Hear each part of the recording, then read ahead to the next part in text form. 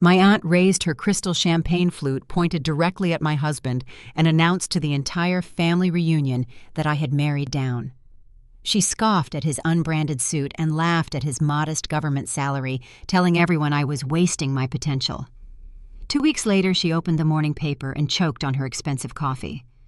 My husband's face covered the front page, newly confirmed as the youngest federal district judge in the circuit.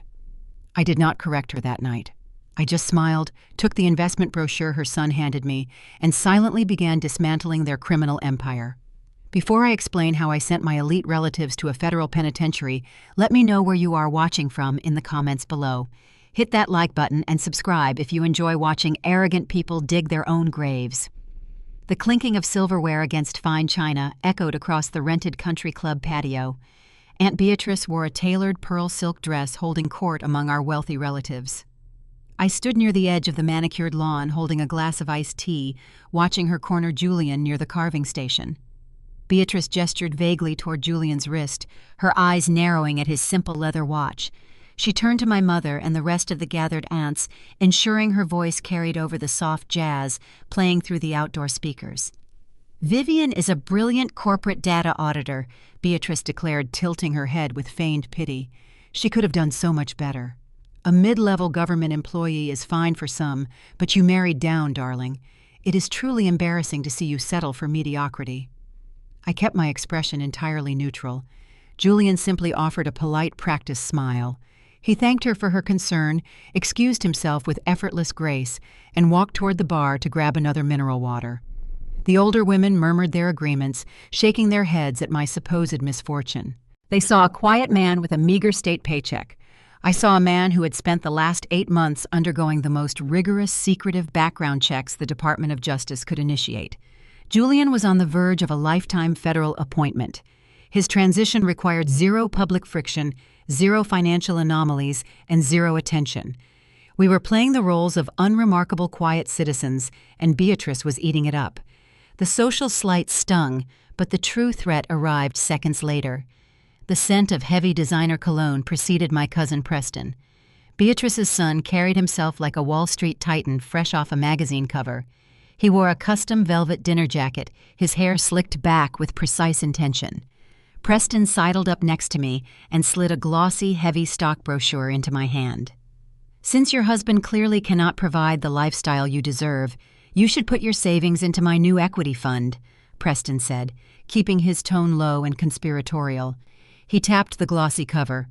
"The minimum buy-in is $100,000. I can pull some strings to get you a spot. It will save you from living paycheck to paycheck." I looked down at the prospectus. The cover boasted sleek geometric graphics and bold promises of wealth generation. I opened the first page, scanning the preliminary executive summary. My eyes jumped straight to the projected yield columns and the outlined capitalization strategies. The numbers jumped off the page, but not in the way Preston intended. The return rates he advertised were mathematical impossibilities for a standard equity fund in the current fiscal quarter. The listed asset diversification models contradicted basic market regulations. My professional instincts, honed by years of tearing apart fraudulent corporate ledgers, flared instantly. The figures did not just look optimistic, they looked fabricated. I closed the brochure and looked up at Preston, who was already smiling like a predator who had cornered his prey. I thanked him for the opportunity and slipped the heavy paper into my purse. The evening was no longer about enduring my aunt's social cruelty. I was holding a detailed blueprint for wire fraud, and I knew exactly who to call the minute I got into my car.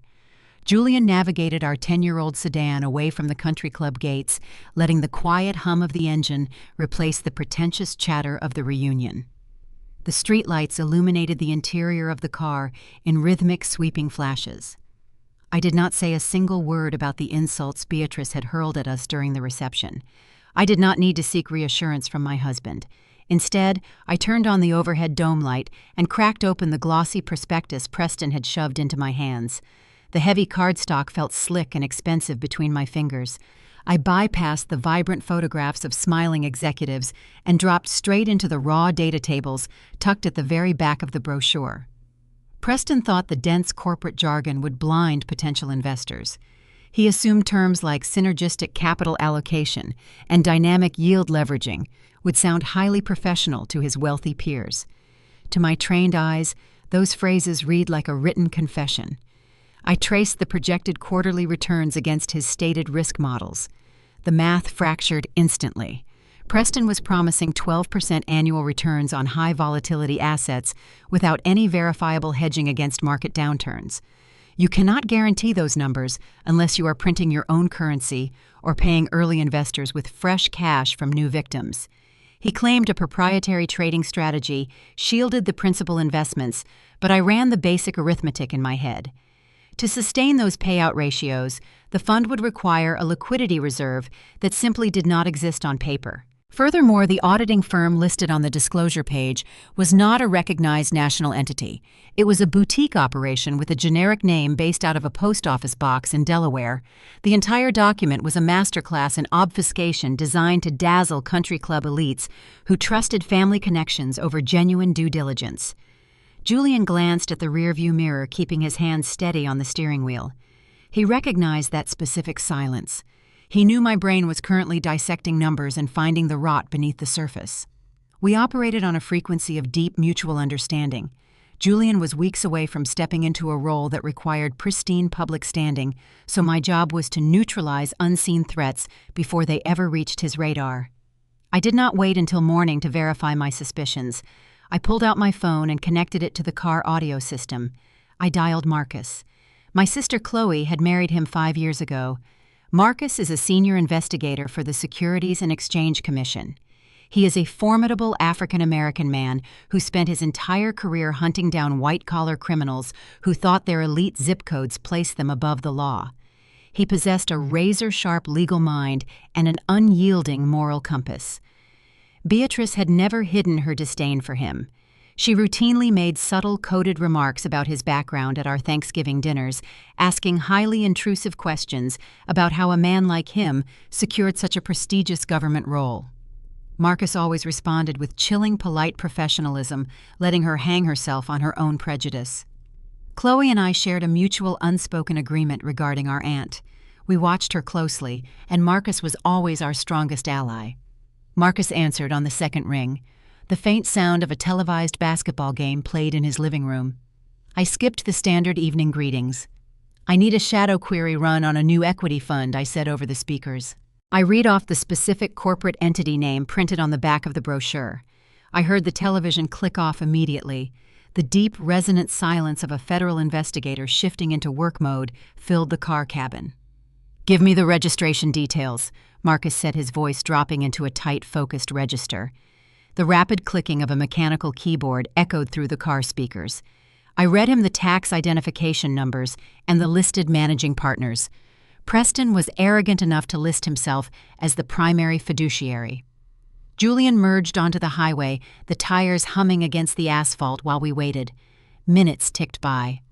In the financial investigation world, silence during a database query means the analyst is pulling a hidden thread.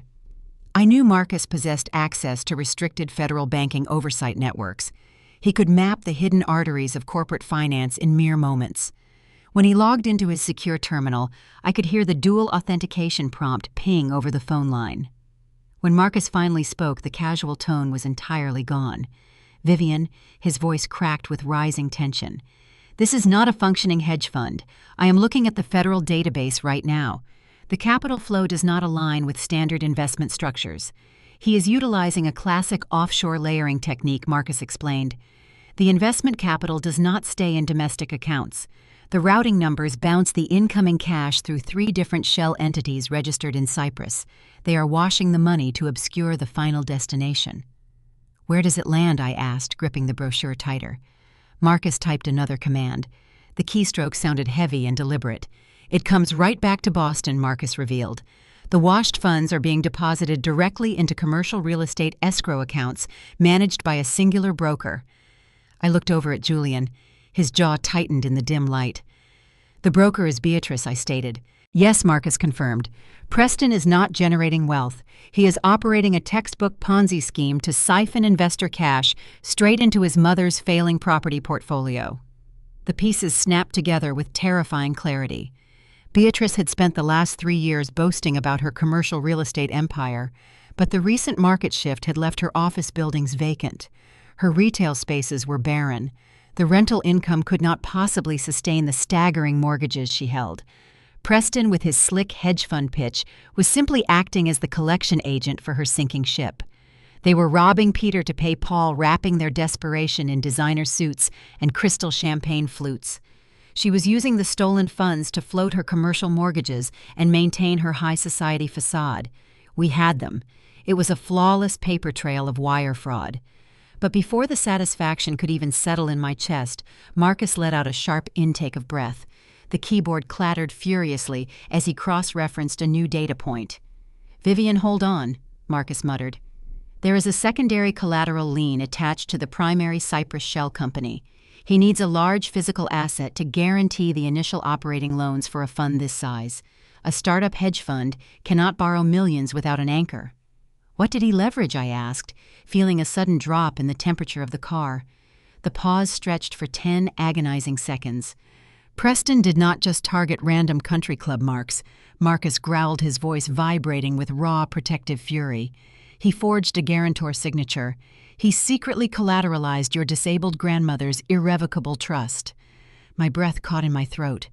My grandmother was 82 years old, residing in a specialized care facility. Her trust was designed to cover her extensive around-the-clock medical care. Beatrice served as the primary executor of that trust, a position she had manipulated her way into a decade ago. Chloe and I always suspected Beatrice skimmed administrative fees off the top, but weaponizing the entire principal as collateral for an offshore shell entity crossed the line from greed into severe elder exploitation. He is using her medical and inheritance funds to anchor the entire fraudulent operation. Marcus continued, the disgust evident in his tone. "If this Ponzi scheme collapses, the bank will foreclose on the trust. The family inheritance was not just in danger, it was actively bleeding dry.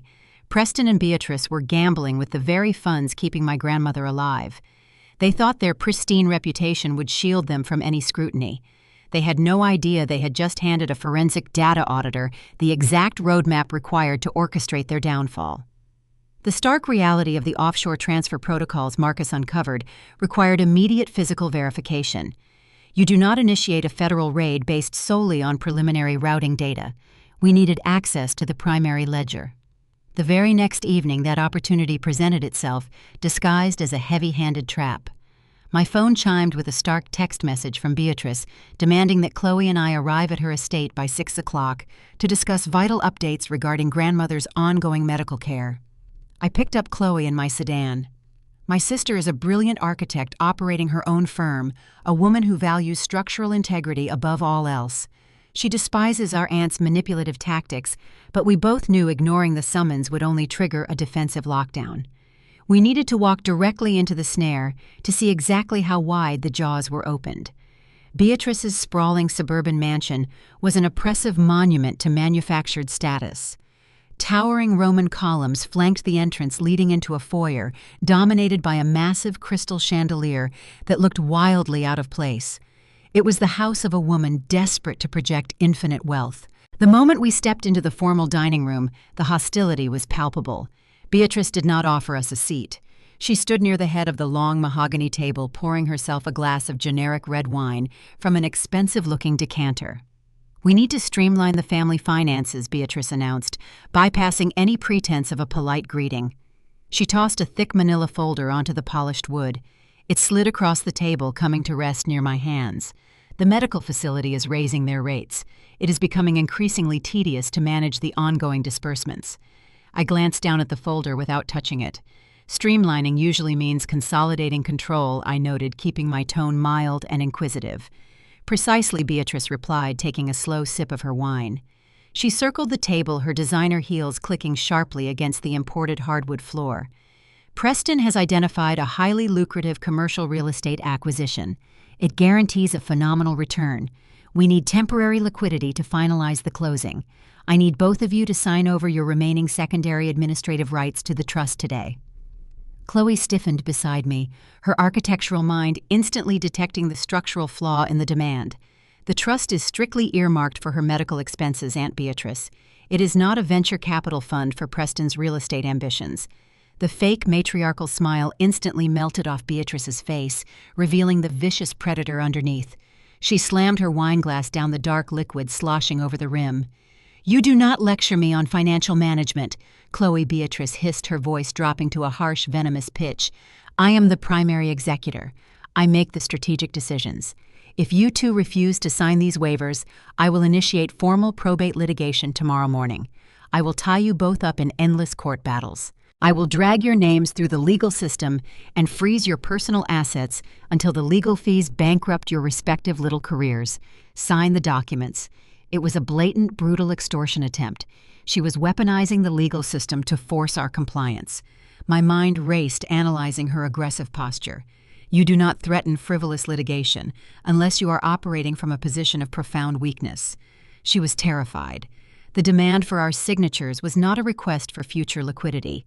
It was a desperate attempt to retroactively authorize a crime that had already occurred. I looked at Chloe, offering a microscopic nod. We needed to de-escalate the immediate confrontation to buy the necessary time for a digital extraction. "This is a significant alteration to the estate structure, Aunt Beatrice," I said, lowering my gaze to play the role of the intimidated niece perfectly. "You understand we cannot sign away our fiduciary responsibilities without a cursory review. Give us 24 hours to read the disclosures and we will return the executed documents." Beatrice sneered, adjusting her expensive pearl necklace. She looked at me with pure, unadulterated contempt, completely convinced her intimidation tactics had broken my resolve. 24 hours, Vivian. If those papers are not on my desk by tomorrow evening, the lawsuits are filed." We walked out of the opulent mansion without looking back. The heavy oak doors clicked shut, sealing her inside her fortress of delusion. The moment we reached the safety of my car, the terrified facade completely evaporated. I tossed the manila folder into the back seat. The physical documents were entirely irrelevant. They were just printed lies designed to secure our retroactive consent. I pulled my laptop from my briefcase, resting it on the steering wheel, while the engine idled in the dark driveway. As a corporate data auditor, I routinely bypass complex institutional firewalls to locate hidden liabilities during aggressive mergers. Beatrice's personal wealth management portal utilized a standard commercial banking interface. It lacked the sophisticated encryption layers required to keep a dedicated professional out. I connected to a secure offshore proxy server, masking my location entirely. I did not attempt to guess her password. I targeted the secondary authentication protocol, linking her administrative profile to the trust's core ledger. Utilizing a backdoor script I had previously developed for high-level security testing, I injected a command that bypassed the primary verification gateway. The progress bar on my screen filled rapidly. In less than 3 minutes, the banking firewall collapsed, yielding full administrative access. The dashboard loaded, illuminating the dark interior of the car with a harsh white glow. Chloe leaned over the center console, her eyes tracking the financial data populating the screen. I navigated directly to the primary holding account for the irrevocable trust. We expected to see a diminished balance, perhaps a significant unauthorized withdrawal, matching the Cypriot shell company transfers Marcus had flagged. The reality was vastly more catastrophic. The bold text displaying the current available balance glared back at us in stark, unforgiving red numbers. 0. Chloe gasped, her hand flying to her mouth. She took everything. She did not just take it. I murmured, my fingers flying across the trackpad to pull the archived transaction logs. She drained it systematically. The ledger revealed a horrific timeline of elder exploitation. Beatrice had not summoned us tonight to secure permission to invest the funds. She summoned us because the funds had been entirely depleted weeks ago. She desperately needed our signatures to legally cover up the fact that she and Preston had already siphoned $3.5 million out of the account. They had stolen every single cent meant for my grandmother's care to prop up Preston's failing hedge fund. If we had signed those waivers tonight, we would have legally absolved them of the theft and unknowingly assumed joint liability for the massive financial deficit. They planned to use us as human shields when the federal authorities inevitably discovered the missing millions. I downloaded the complete transaction history, executing an encrypted data dump directly to a secure cloud server managed by Marcus at the SEC. We possessed the digital murder weapon. The evidence was irrefutable. Beatrice and Preston were running a massive criminal syndicate disguised as a wealthy family enterprise. I closed the laptop, the satisfying click of the mechanism sealing their fate. We had the motive, the means, and the opportunity fully documented. The only remaining variable was the execution of justice. As I shifted the car into gear, my cell phone vibrated violently in the cup holder. The caller identification displayed Julian's name. I answered, placing the call on the speakerphone. The tone of his voice was distinctly different. It lacked his usual calm, measured cadence. It vibrated with a suppressed electric energy. Vivian, Julian said, his voice echoing clearly in the quiet car. The confirmation just came through. The Senate vote was unanimous. The White House is issuing the formal press release in the morning. I am officially a United States federal district judge. The timing was absolutely flawless. The universe had just handed the executioner a gavel. The realization that Beatrice had stolen $3.5 million from a defenseless woman demanded a highly calculated response. A premature confrontation would only allow her to transfer the remaining assets into untouchable offshore accounts, leaving my grandmother destitute and entirely reliant on state funding. We needed to orchestrate a public execution that severed her access to the financial system instantaneously. The news of Julian's lifetime appointment provided the perfect catalyst. At exactly 7 o'clock the following morning, the physical manifestation of Julian's new reality arrived. The city's leading financial newspaper hit the pavement outside our modest home. I walked out in the crisp morning air and retrieved the paper, slipping the plastic sleeve off the thick bundle. The front page featured a high-resolution photograph of my husband standing resolutely before the federal courthouse. The bold black headline dominated the top fold. Department of Justice Prosecutor Julian Vance, confirmed as city's youngest federal district judge. The article detailed his flawless conviction record, his relentless dismantling of corporate fraud syndicates, and his unwavering commitment to judicial integrity. The man who had quietly sipped iced tea while being berated for his unbranded suit at a country club reunion was now officially wielding the immense, unforgiving power of the United States federal court system. Before I even finished reading the opening paragraph, my phone began to vibrate violently against the kitchen counter. A torrent of notifications flooded the screen. My extended family, the very people who had nodded along in agreement when Beatrice called Julian a disappointment, were suddenly desperate to reconnect. Cousins who had not spoken to me in years sent frantic congratulatory texts. Aunts left breathless voicemails expressing their profound pride. They recognized the tectonic shift in power and rushed to align themselves with the winning side. I ignored every single one of them. I poured a cup of black coffee and waited for the only call that actually mattered. It took exactly 14 minutes for the matriarch to dial my number. The caller identification flashed Beatrice's name. I let it ring 3 times, allowing her anxiety to build, before sliding my thumb across the screen to accept the connection. I did not speak, waiting for her to initiate the conversation. "Vivian, darling." Beatrice gasped, her voice pitching high, attempting to project a warm maternal affection that sounded entirely artificial. "Why did you not tell us Julian was a federal judge? The paper is sitting right here on my dining table. We are just absolutely thrilled for you both. This is a monumental achievement for the family legacy." The condescending venom she had sprayed just 12 hours prior, demanding I sign away my fiduciary rights under threat of bankruptcy, was completely eradicated. She was fawning over me, deploying a sickening, sycophantic sweetness designed to erase her previous cruelty. I took a slow sip of my coffee, letting the silence stretch out. Julian prefers to let his work speak for itself. "Aunt Beatrice," I replied, my tone perfectly measured, revealing none of the fury burning inside me. The confirmation process required strict confidentiality. Of course, Beatrice agreed hastily, eager to maintain the newly established rapport. We must celebrate this milestone immediately.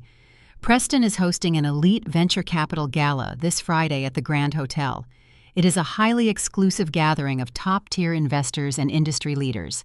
You and Julian absolutely must attend as our guests of honor. We want to proudly introduce the new judge to our network. The underlying motive was transparently obvious. Beatrice and Preston were running a collapsing Ponzi scheme fueled by stolen inheritance money. They needed fresh capital to pay off their initial investors before the entire structure imploded. Parading a sitting federal judge around their gala would provide the ultimate illusion of legitimacy. It would signal to the wealthy marks in the room that Preston's hedge fund was secure, ethical, and endorsed by the highest levels of the American judicial system. She wanted to weaponize my husband's immaculate reputation to facilitate her ongoing fraud. "We would be delighted to attend, Aunt Beatrice," I said, allowing a soft, compliant smile to touch my lips. "Julian has a very demanding schedule, but I am certain he can make time to support Preston's new venture." Wonderful Beatrice purred, the relief palpable in her voice. "Wear something spectacular, Vivian. We will reserve the primary VIP table for you. I will send a car at 7 on Friday."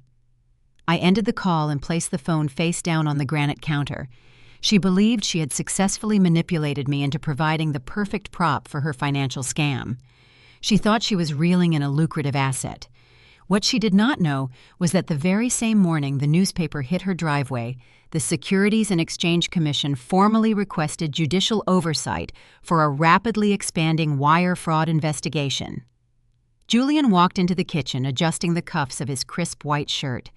He poured himself a cup of coffee and leaned against the island, watching me with calm, dark eyes.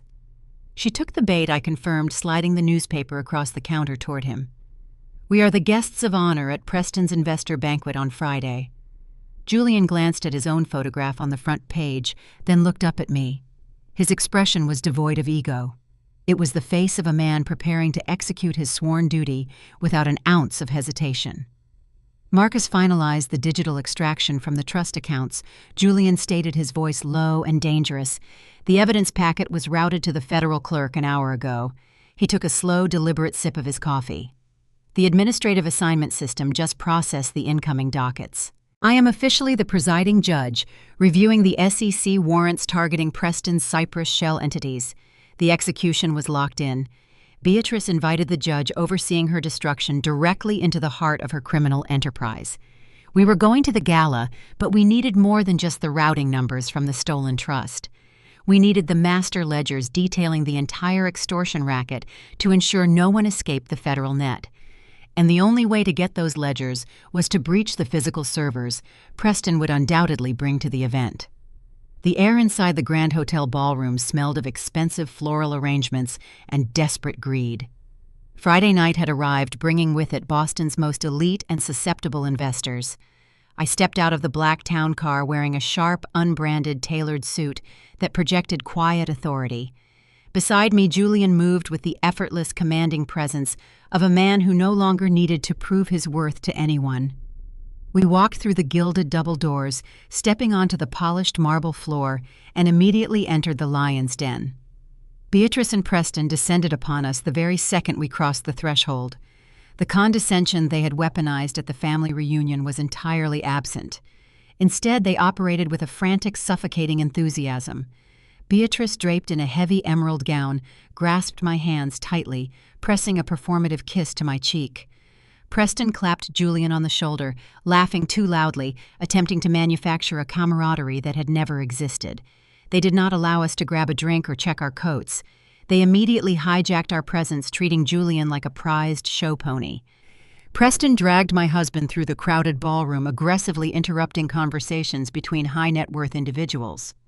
I followed closely behind, maintaining a pleasant, vacant smile, while my eyes mapped the room, securing the locations of the private administrative suites. "This is my cousin's husband, the Honorable Judge," Julian Vance Preston boasted, inserting himself into a circle of elderly tech investors. "He just secured a lifetime appointment to the federal bench. Brilliance runs deep in our bloodline, gentlemen. We demand excellence in our courtrooms, just as we demand it in our equity portfolios." Beatrice echoed the sentiment nearby, swirling her champagne and nodding sagely. "Julian always possessed a remarkable intellect," she declared to a wealthy pharmaceutical CEO. "We mentored him quite a bit during his early career. It is crucial to keep judicial power and financial acumen within the family circle." The sheer audacity of her historical revisionism was staggering. She was standing in a room funded by stolen inheritance money, publicly taking credit for the success of a man she had mocked as a mid-level failure just days ago. They were actively leveraging Julian's pristine federal reputation to blind these wealthy marks to the fact that their investment capital was currently being laundered through Cyprus shell accounts to cover Beatrice's commercial real estate debts. Julian played his part flawlessly. He did not contradict their boasts, nor did he offer enthusiastic endorsements of the hedge fund. He offered polite, non-committal responses projecting the neutral, dignified aura required of his station. His stoicism only encouraged Preston, who interpreted Julian's silence as tacit compliance. As the cocktail hour reached its peak, the ambient noise of the ballroom grew deafening.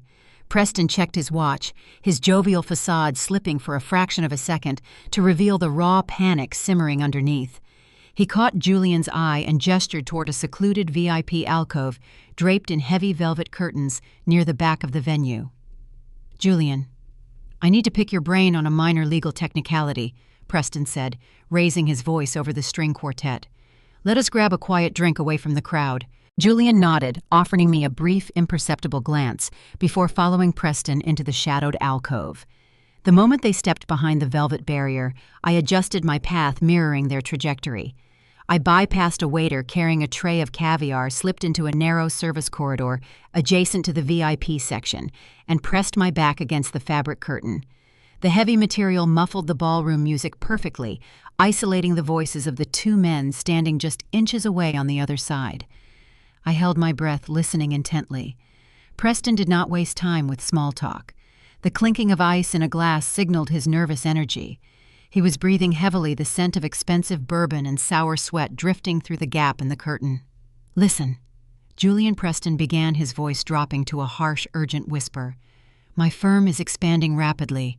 We are moving massive amounts of capital. When you disrupt the market at this level, it attracts unnecessary bureaucratic attention. It is just the cost of doing business." "I understand the nature of regulatory oversight," Preston Julian replied, his tone remarkably level. "What exactly is the issue?" Preston let out a frustrated sigh. "The Securities and Exchange Commission is launching a minor fishing expedition. It is a completely baseless inquiry, just some ambitious junior agents trying to make a name for themselves by harassing a successful fund. They filed a few preliminary subpoenas for our international routing ledgers. It is nothing but an annoying administrative headache." The silence that followed was heavy-loaded with unspoken implications. Preston was testing the waters, attempting to gauge Julian's willingness to cross a line that could destroy his entire career. "Subpoenas regarding international routing ledgers are rarely minor," Julian noted calmly. "If the SEC is requesting those documents, a federal magistrate must review and authorize the scope of the inquiry." "Exactly," Preston hissed, seizing the opening. "That is exactly why I brought you back here. The administrative assignment system is predictable. Those specific subpoenas are going to hit your desk for judicial review by Monday morning. I need you to understand the devastating impact a prolonged federal audit would have on our family's reputation." Julian did not respond, forcing Preston to endure the agonizing silence. The desperation finally broke through Preston's arrogant exterior. I heard the distinct rustle of heavy paper sliding against fabric. "I am a businessman." Julian Preston continued, his voice trembling slightly with the adrenaline of the gamble. "I believe in compensating people for their vital assistance. Dismiss the subpoenas when they hit your desk. Quash the inquiry on procedural grounds. Do that and $500,000 in untraceable cryptocurrency transfers directly into a secure digital wallet of your choosing by Tuesday afternoon."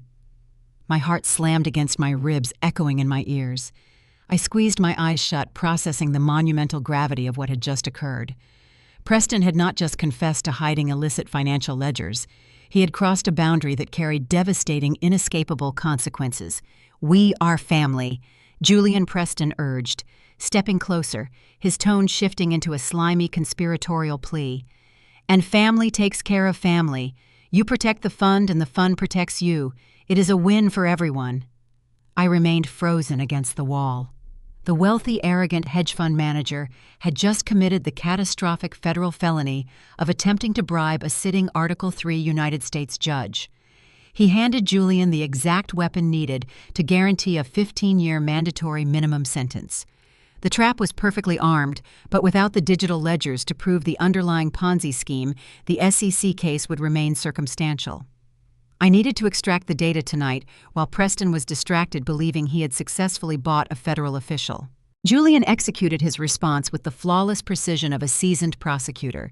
He did not act outraged. He did not immediately threaten to summon federal marshals to the ballroom. Instead, he utilized a calculated strategic silence, allowing the weight of the offered bribe to settle heavily in the alcove. When he finally spoke, his voice conveyed the exact amount of measured hesitation required to keep a desperate criminal firmly on the hook. "That is a highly irregular request," Preston Julian murmured his tone, adopting a cautious, deliberate cadence. "A dismissal of that magnitude requires airtight procedural justification. I cannot simply wave a wand and erase a federal inquiry without reviewing the structural integrity of your corporate filings. I need to understand exactly what the SEC is looking for before I commit to any course of action."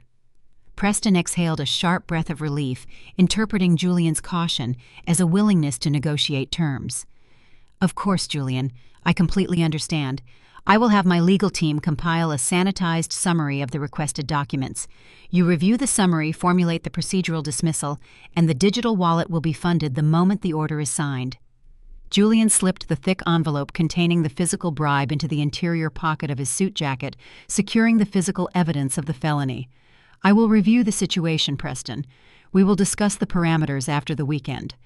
I did not wait to hear the rest of their exchange.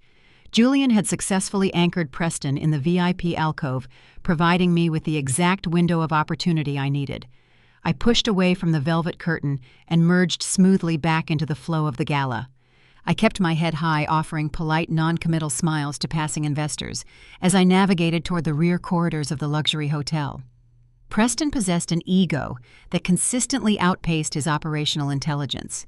I insisted on controlling every aspect of his fraudulent presentations, requiring a dedicated administrative suite near the ballroom to manage his audiovisual servers and live financial displays. Finding the suite was incredibly simple. Bypassing the rented security detail guarding the corridor required a basic understanding of hotel logistics. I waited for a catering cart to exit the main kitchen, timing my movements to slip through the heavy swinging doors, just as the guard turned his head to assist a highly intoxicated venture capitalist. I moved swiftly down the carpeted hallway, locating the unmarked oak door designated for event management. I turned the brass handle. It clicked open effortlessly. Preston had not bothered to secure the perimeter, believing the exclusivity of the gala provided an impenetrable shield against intrusion. I stepped into the dimly lit room, gently pulling the door shut behind me.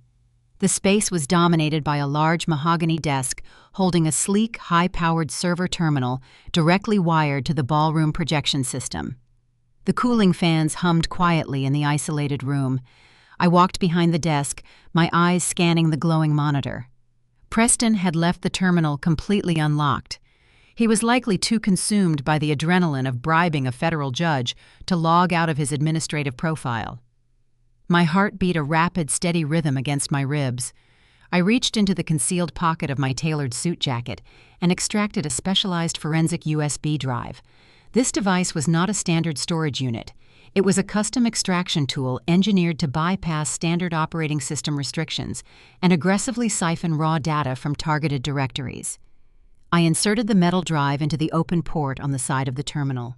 A specialized script automatically executed, immediately locating the hidden master ledgers Preston used to manage his offshore layering. I watched the progress bar appear on the screen, indicating the transfer of thousands of encrypted files. The data flowing onto the drive was the digital equivalent of a smoking gun. I tracked the file names as they copied over. There were unredacted offshore wire transfer logs routing massive sums of investor capital through the Cypriot shell entities. There were dozens of forged commercial real estate deeds outlining the exact properties Beatrice purchased to launder the stolen cash. And most critically, the drive captured the precise routing numbers, confirming the total depletion of my grandmother's irrevocable trust. The progress bar crept forward agonizingly slow. 85%, 90%. I kept my eyes locked on the door, anticipating the worst possible scenario. 95%. At exactly 98%, the heavy brass handle of the oak door turned with a sharp metallic clank. The door swung inward, casting a harsh wedge of hallway light across the dark carpet. Beatrice stood in the threshold, her emerald gown rustling as she stepped into the administrative suite. She paused, her eyes adjusting to the dim lighting, before locking directly onto me, standing behind her son's presentation terminal. The matriarchal smile she wore in the ballroom vanished instantly, replaced by a sharp, predatory glare.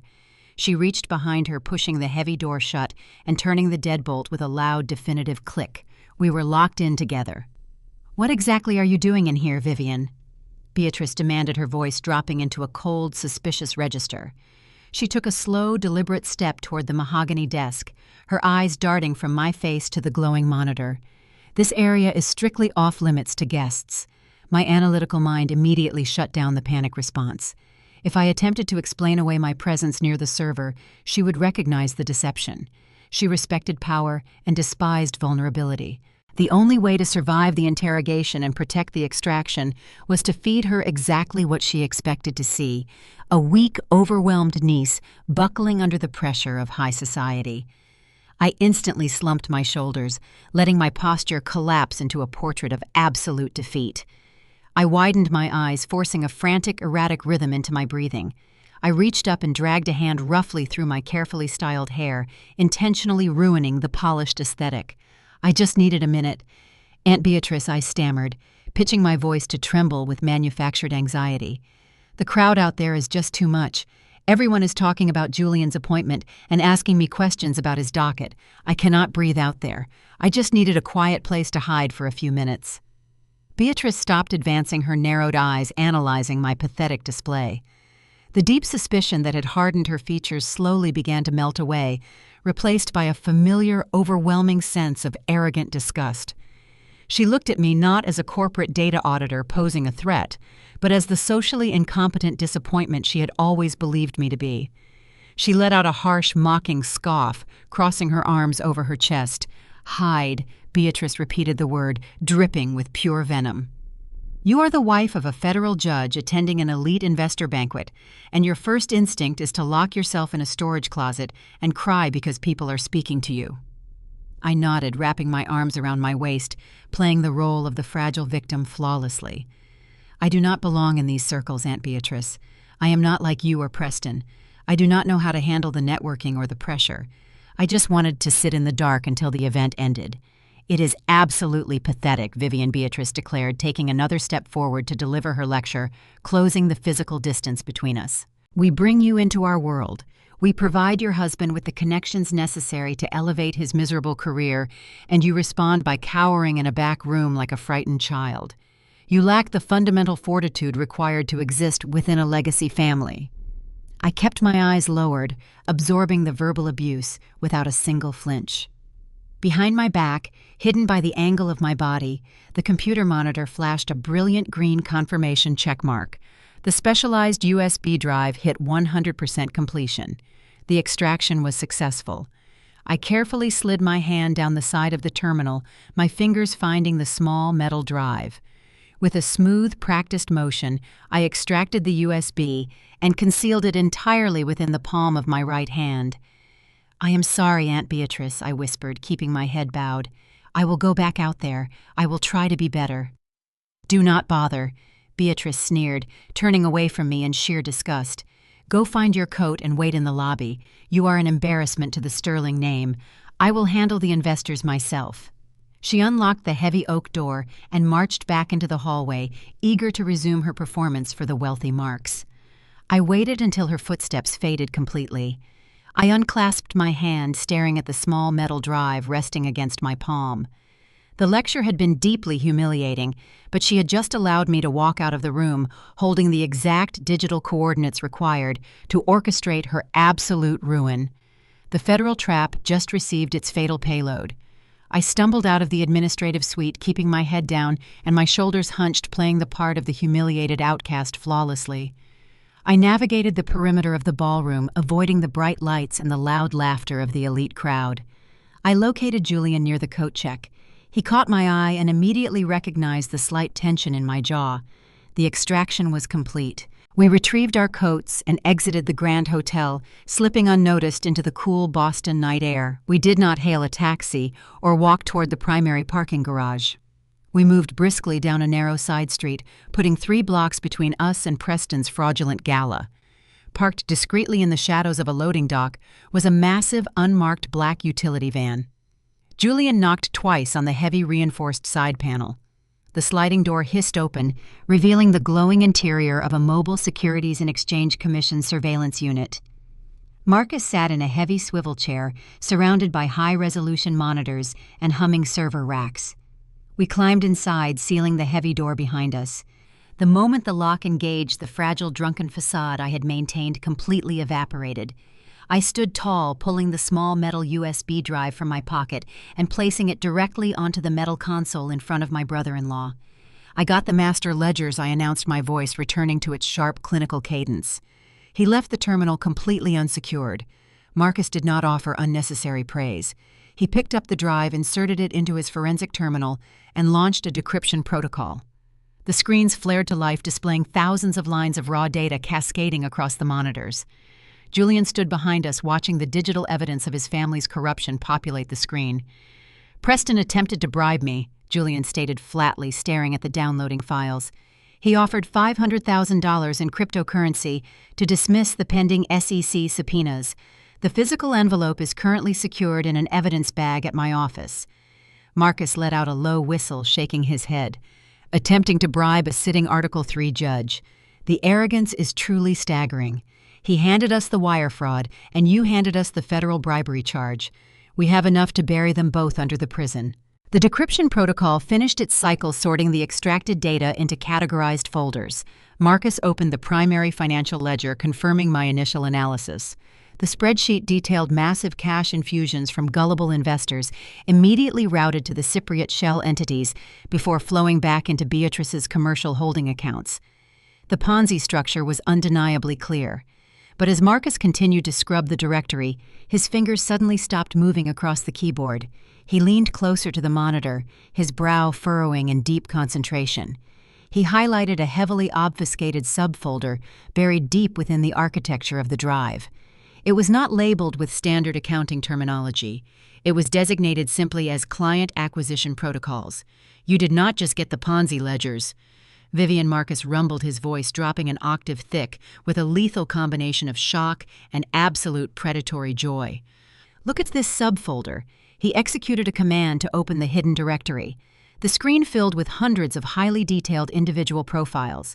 These were not standard investor pitch decks. They were comprehensive dossiers containing illicitly obtained financial records, private medical histories, and documented evidence of marital infidelities. Beatrice and Preston were not merely stealing from wealthy Marks relying on charming country club pitches. The files revealed a highly sophisticated, systematic blackmail operation. Beatrice, operating as a premier luxury real estate broker, gained intimate access to the private lives and financial vulnerabilities of her high-net-worth clients. When a client hesitated to invest in Preston's hedge fund, Beatrice weaponized their secrets. I read a digital memo attached to a prominent local politician's profile. The document explicitly threatened to expose his hidden offshore gambling debts to the Ethics Committee unless he directed a significant portion of his campaign funds into Preston's equity portfolio. Another file detailed a wealthy CEO's secret battle with substance abuse, leveraging the information to secure a massive minimum buy-in. "They are forcing their clients to invest," Marcus stated, his eyes scanning the horrifying depth of the extortion ring. "They find a vulnerability, document it, and use the threat of total public ruin to extract capital for the failing hedge fund." This is not just wire fraud anymore. It is textbook racketeering. The sheer scope of their criminality was breathtaking. They had constructed a criminal enterprise that rivaled organized crime syndicates, operating it all from behind the polished veneer of suburban royalty. They believed their wealth and social standing insulated them from consequences. But the final devastating revelation buried at the very bottom of the directory shifted the investigation from a professional operation into deeply personal warfare. Marcus opened a folder marked strictly for internal corporate liabilities. The document displayed on the screen was a commercial loan application for a massive, failing shopping mall acquisition Beatrice had aggressively pursued last year. The purchase required a pristine credit guarantor to secure the necessary leveraging capital. Beatrice's credit was completely maxed out, floating her vacant properties. I looked at the signature line on the final page of the loan document. The blood turned to ice in my veins. The signature did not belong to Beatrice. It belonged to my sister Chloe. Marcus stared at his wife's forged signature, his massive hands balling into tight, furious fists. The heavy silence in the surveillance van crackled with sudden explosive energy. Beatrice had not just stolen my grandmother's trust fund. She had actively forged Chloe's signature, utilizing her immaculate credit history as a human shield to secure a toxic commercial loan. "They are trying to bankrupt your sister to save themselves," Marcus growled, his voice vibrating with a terrifying, suppressed rage. "When that shopping mall inevitably defaults, the bank will not go after Beatrice.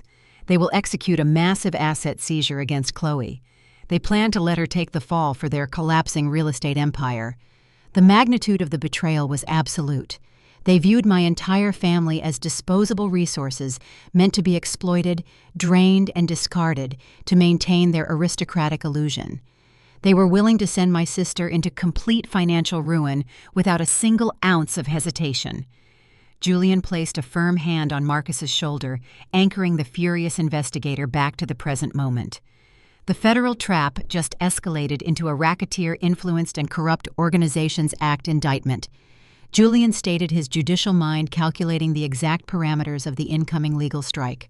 Under RICO statutes, the government does not just arrest the individuals. They freeze every single asset associated with the criminal enterprise. "We do not just stop them, Vivian," I said, my voice cold and uncompromising. "We let them execute their grand finale. We let them stand on a stage and present their fraudulent empire to the entire world, and then we tear it down while everyone is watching." Marcus unlocked his terminal, initiating a secure upload of the decrypted files directly to the SEC Enforcement Division. The digital guillotine was officially armed. The only thing left was to lure the targets onto the execution block. The notification on my phone screen the very next morning indicated Beatrice was already eager to place her own head on the chopping block. The morning sun had barely crested the Boston skyline when my phone vibrated against the nightstand. The caller ID flashed Beatrice. She was not a woman who believed in respectable calling hours. I answered on the second ring, projecting the quiet, obedient niece persona she expected. She demanded an emergency family brunch at her estate, insisting we arrive by 10 o'clock. Her tone carried a forced, cheerful cadence that failed to mask the underlying urgency. She wanted to lock down Julian compliance regarding the bribe and ensure her control over the family narrative remained unbroken before her grand investor summit later that evening. I hung up and relayed the summons to Julian. We contacted Marcus and Chloe, establishing our tactical approach. We needed to walk into the lion den and play the willing prey. The four of us arrived at the sprawling suburban fortress, presenting a perfectly unified front of oblivious submission. Marcus wore a simple polo shirt, shedding his federal investigator aura to look like a supportive, unassuming husband. Chloe carried a bakery box, holding her composure with the grace of an architect who knew the building she was standing inside was scheduled for demolition. Julian wore a casual sweater, his demeanor radiating the quiet calm of a man who held the power of the federal bench securely in his back pocket. We stepped into the grand dining room. Beatrice sat at the head of the colossal mahogany table flanked by Preston. The spread before them was an obscene display of manufactured status, featuring imported caviar, smoked salmon, and vintage champagne waiting to be mixed with fresh orange juice. Preston looked marginally better than he had in the VIP alcove the night before, but a thin sheen of nervous perspiration still clung to his hairline. Beatrice poured the mimosas, handing them out like a queen distributing favors to her subjects. She did not waste time engaging in meaningless small talk. Once the crystal flutes were distributed, Beatrice cleared her throat and locked her predatory gaze directly onto my sister. "I have been evaluating the operational structure of my real estate portfolio," Beatrice announced, steepling her fingers. "The recent acquisitions require dedicated oversight. I have decided to graciously allow you to manage one of my premier commercial properties, Chloe. It is a phenomenal opportunity for you to step out of your minor architectural firm and learn how real wealth is generated." She reached beneath the table and produced a sleek leather folio, sliding it across the polished wood. "Sign this employment contract today, and we can begin your onboarding process by Monday." I stared at the thick stack of paper resting in front of my sister. Marcus shifted his weight slightly, his jaw tightening. We knew exactly what those pages contained. Thanks to the decrypted USB drive sitting safely in a federal evidence locker, we knew this was not a management contract. It was the finalized fraudulent loan guarantor paperwork designed to tether Chloe's pristine credit history to a failing shopping mall acquisition. Beatrice was attempting to legally bind my sister to millions in toxic debt over a plate of scrambled eggs. Chloe looked down at the documents, keeping her hands folded firmly in her lap. We had briefed her on the drive over, preparing her for this exact extortion tactic. "This is a very generous offer," Aunt Beatrice Chloe replied, maintaining a cautious, polite tone. "But I will need to have my legal counsel review the terms of the agreement before I attach my signature to anything binding." The polite refusal struck a nerve. The benevolent matriarch facade shattered instantly. Beatrice slammed her hand flat against the mahogany table, causing the crystal glassware to rattle dangerously. "Do not be ungrateful," Beatrice hissed, her voice dropping the cheerful pretense and adopting a harsh, venomous edge. "I am handing you the keys to an empire, and you dare to demand a legal review. You lack vision, Chloe. Without my financial genius, this family is nothing. You all ride on my coattails. You should be thanking me on your knees for giving you a chance to elevate your pathetic tax bracket."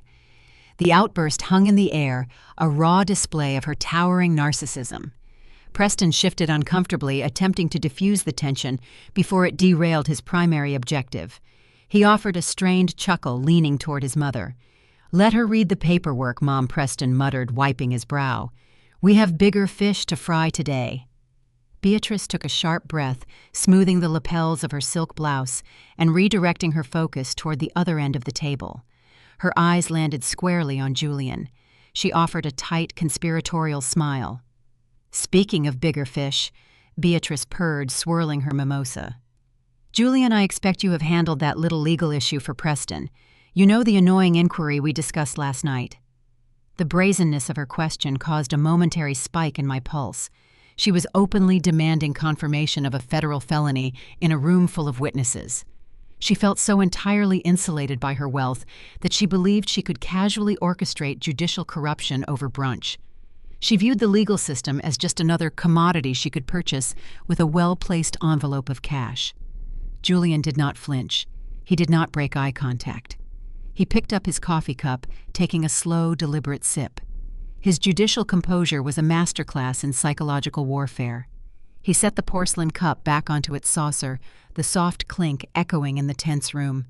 "The docket is being handled exactly as the law dictates," Beatrice Julian replied, his voice an even, resonant baritone that offered zero room for interpretation. The response was a brilliant piece of doublespeak. Beatrice heard a corrupted official confirming the dismissal of the Securities and Exchange Commission subpoenas. I heard a federal judge confirming the impending execution of an arrest warrant.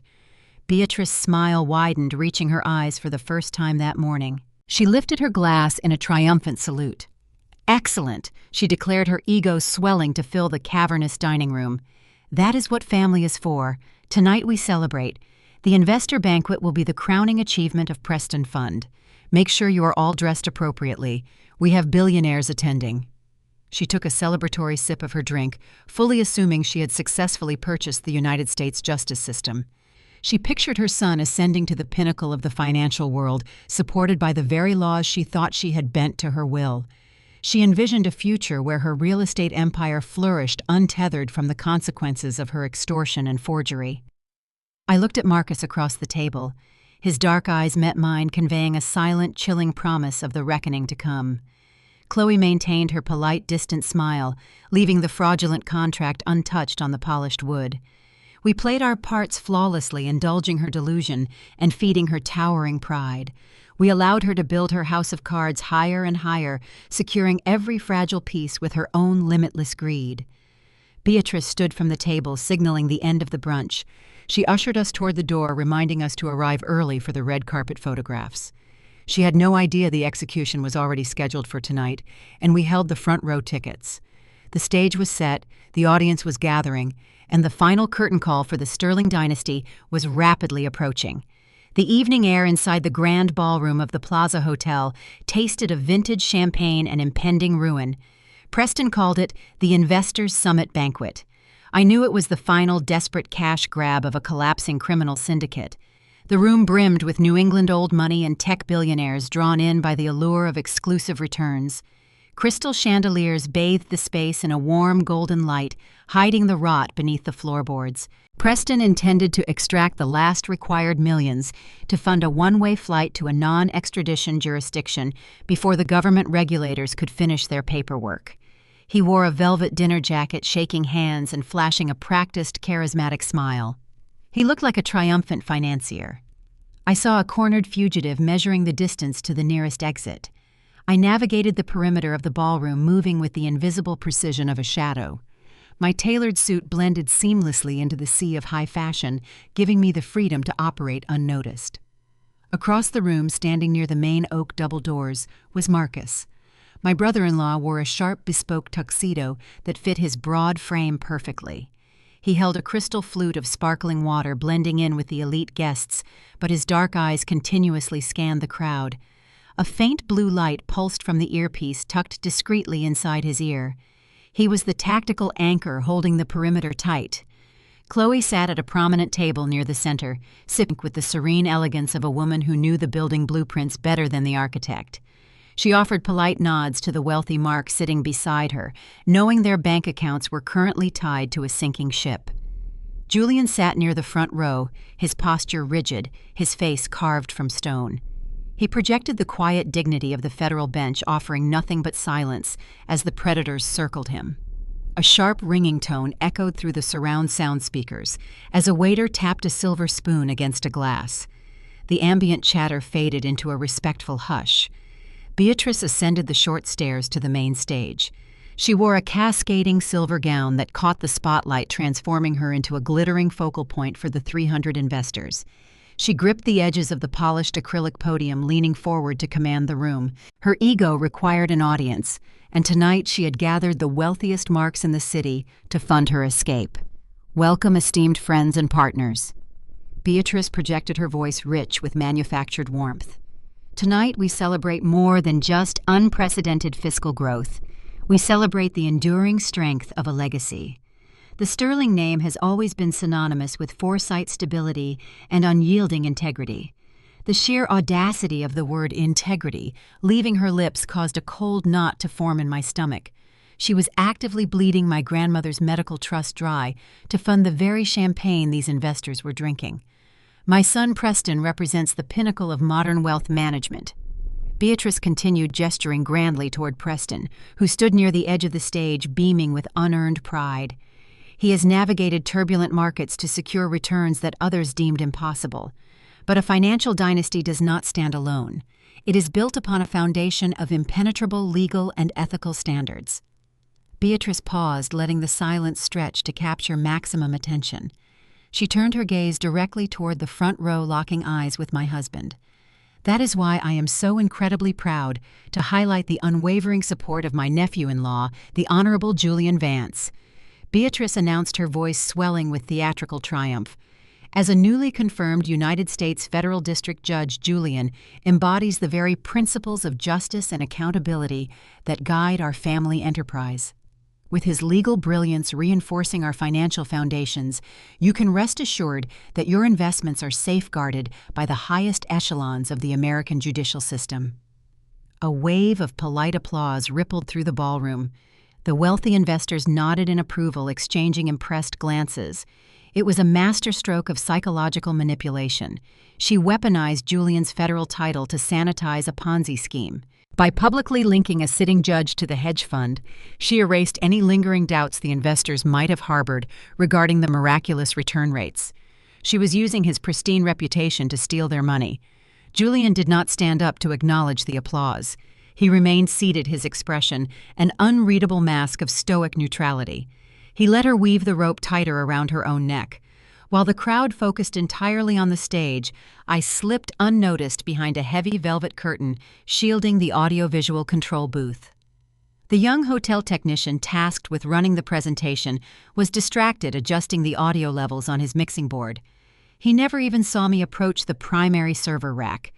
As a corporate data auditor, I spent years mapping digital vulnerabilities in high-stress environments. Bypassing a hotel event server was elementary. I pulled a sleek encrypted tablet from my blazer pocket. I connected a specialized interface cable directly into the mainframe override port. The screen of my tablet illuminated, displaying the active data stream feeding the towering 20-foot projector screen hanging behind Beatrice on the stage. Now let us move past the philosophy and look at the tangible results, Beatrice declared, gripping the microphone. The time for caution has passed. The current market window is closing, and those who hesitate will be left behind. Let us show you the incredible quarterly returns Preston has secured for our primary stakeholders. Beatrice turned her back to the audience and threw her arm out in a dramatic sweeping gesture toward the blank white canvas behind her. She waited for the dazzling bar graphs and fabricated upward trending profit lines to validate her lies. I did not wait for the technician to press his cue. I executed a hard manual override from my tablet, severing the connection to Preston's presentation laptop. I routed the video feed directly through my encrypted device. My pulse maintained a steady, cold rhythm. I selected a high-definition document file I had prepared just hours prior and hit the projection command. The towering 20-foot screen flared to life, bathing the entire stage and the front rows in a stark, harsh white light. The soft murmurs of anticipation from the wealthy crowd instantly died. The presentation did not show a glossy corporate logo or colorful growth charts. It showed a stark black and white legal document. The text was crisp, magnified to an inescapable size. At the top center of the screen, the official seal of the United States Department of Justice glowed ominously. Beneath the seal, bold black lettering spelled out the undeniable reality of their situation. It was a federal arrest warrant. The document clearly listed Preston Sterling and Beatrice Sterling. It detailed the exact statutes they had violated, citing wire fraud, racketeering, and the financial exploitation of a vulnerable adult. The warrant was signed, stamped, and fully executed by a federal magistrate. The silence in the grand ballroom transformed into a heavy, suffocating vacuum. The elite investors stared at the projection, their champagne glasses hovering halfway to their lips. The cognitive dissonance was staggering. They had just been asked to hand over millions of dollars to a man whose federal indictment was currently illuminating the room. Preston spun around to look at the screen. The smug, confident smile melted off his face in a fraction of a second. His jaw dropped open, his eyes widening in pure, unfiltered horror. He stared at his own name printed beneath the federal seal. He realized instantly that his escape plan, his offshore accounts, and his entire fraudulent empire had just evaporated into thin air. I watched the color drain from Beatrice's face through the narrow gap in the velvet curtain. The aristocratic matriarch, who had spent her entire life belittling others based on their tax brackets, now looked like a cornered animal trapped under glaring stadium lights. She clutched the edges of the acrylic podium so tightly her knuckles turned bone white. The microphone amplified her ragged, shallow breaths, echoing a sharp contrast to her previously booming, confident declarations.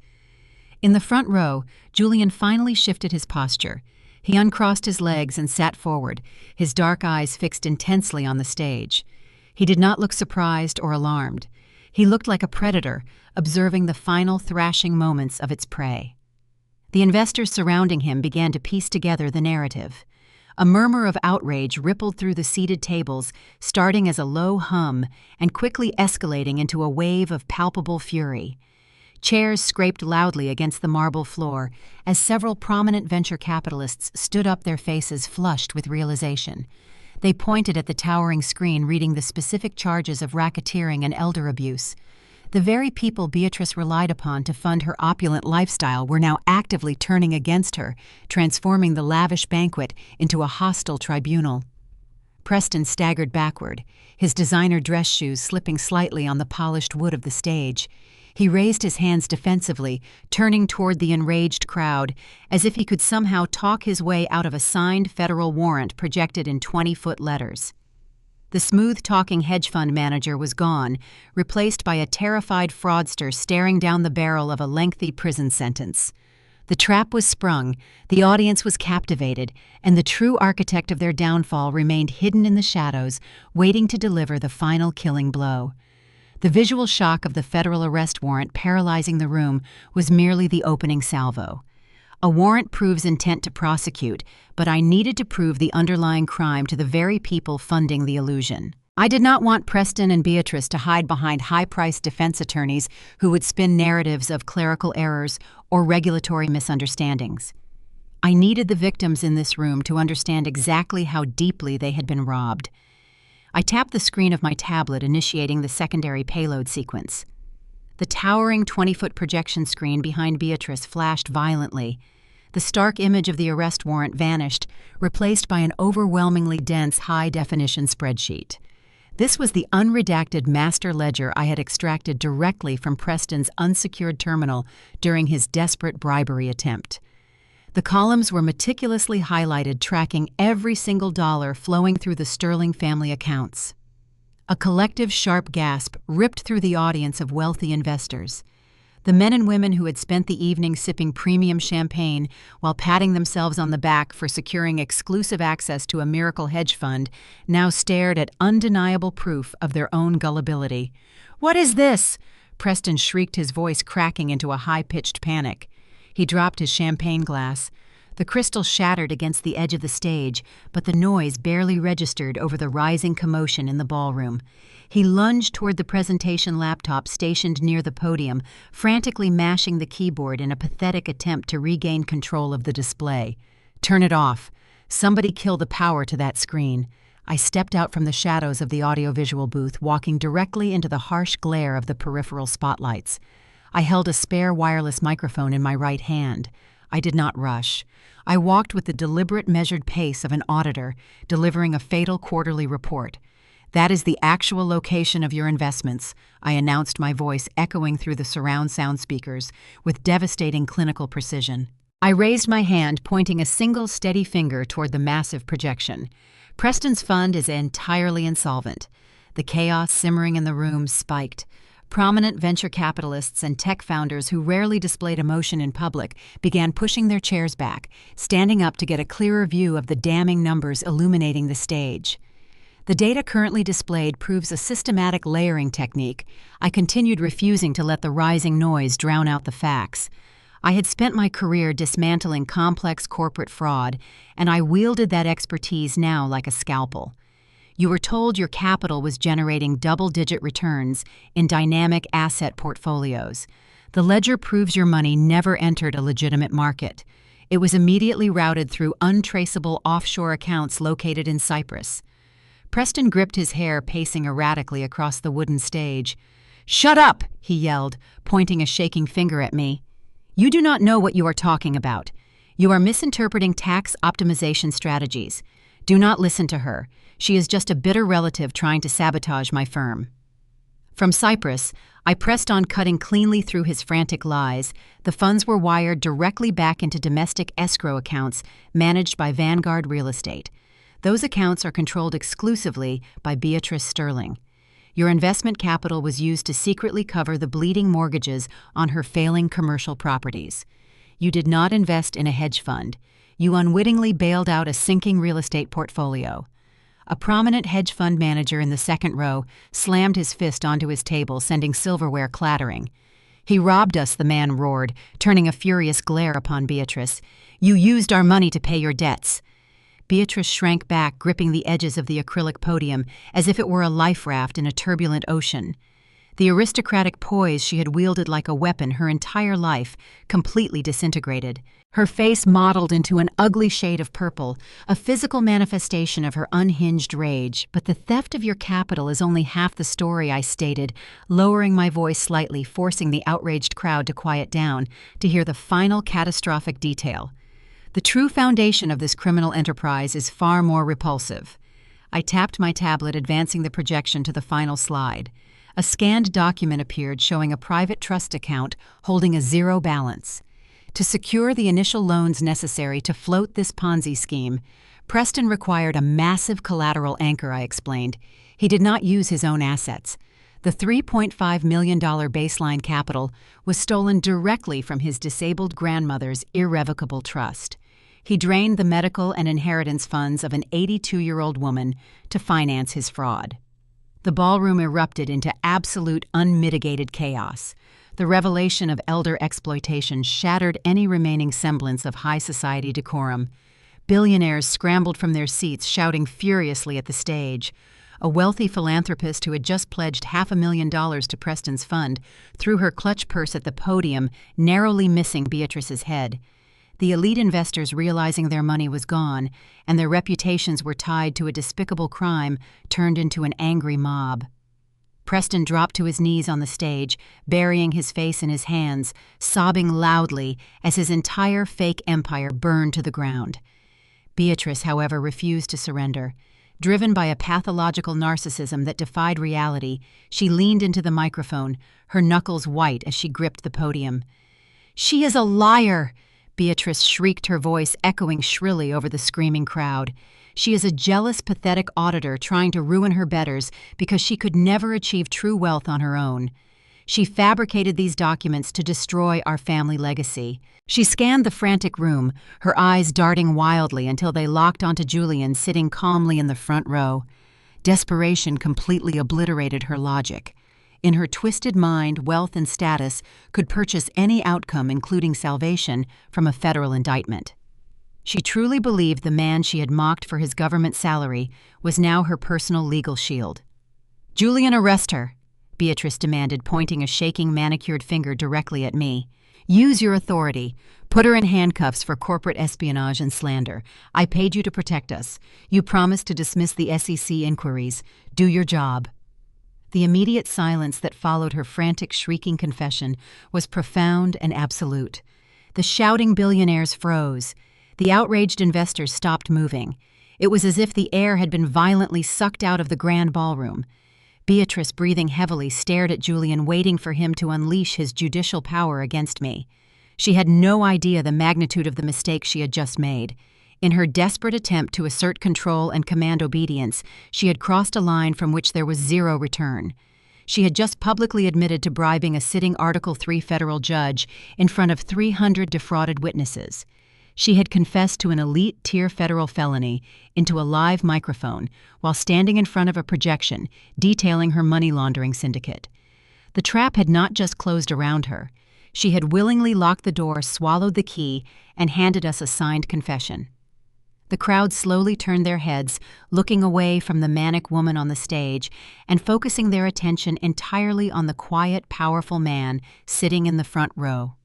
Julian remained perfectly still, his face an impenetrable mask, waiting to deliver the final lethal blow to the Sterling dynasty. The paralyzing shock of Beatrice's public confession hung heavy in the ballroom air. The wealthy investors who had spent the evening sipping champagne and chasing unearned profits now stood frozen, trapped as unwilling witnesses to a spectacular legal implosion. Julian uncrossed his legs and stood up from his front row seat. The subtle shift in his posture commanded the immediate attention of everyone in the room. He did not rush. He moved with a slow, deliberate grace, buttoning his suit jacket as he walked toward the base of the elevated stage. The man who approached the podium was not the quiet, unassuming husband who had politely tolerated Beatrice's insults at the family reunion. The polite facade had completely evaporated. In its place stood a man who wielded the immense, unyielding authority of the United States Federal Court. He radiated a cold, terrifying competence that made the surrounding billionaires instinctively step backward, yielding the floor entirely to him. Beatrice stared down at him, her chest heaving as the adrenaline of her outburst began to wane, exposing the raw terror lurking just beneath the surface. She gripped the acrylic podium, her knuckles white, desperately waiting for Julian to validate her corrupt demands. "You did not pay me, Beatrice." Julian stated, his voice a low, lethal baritone that carried effortlessly across the silent room, cutting through the lingering tension like a physical blade.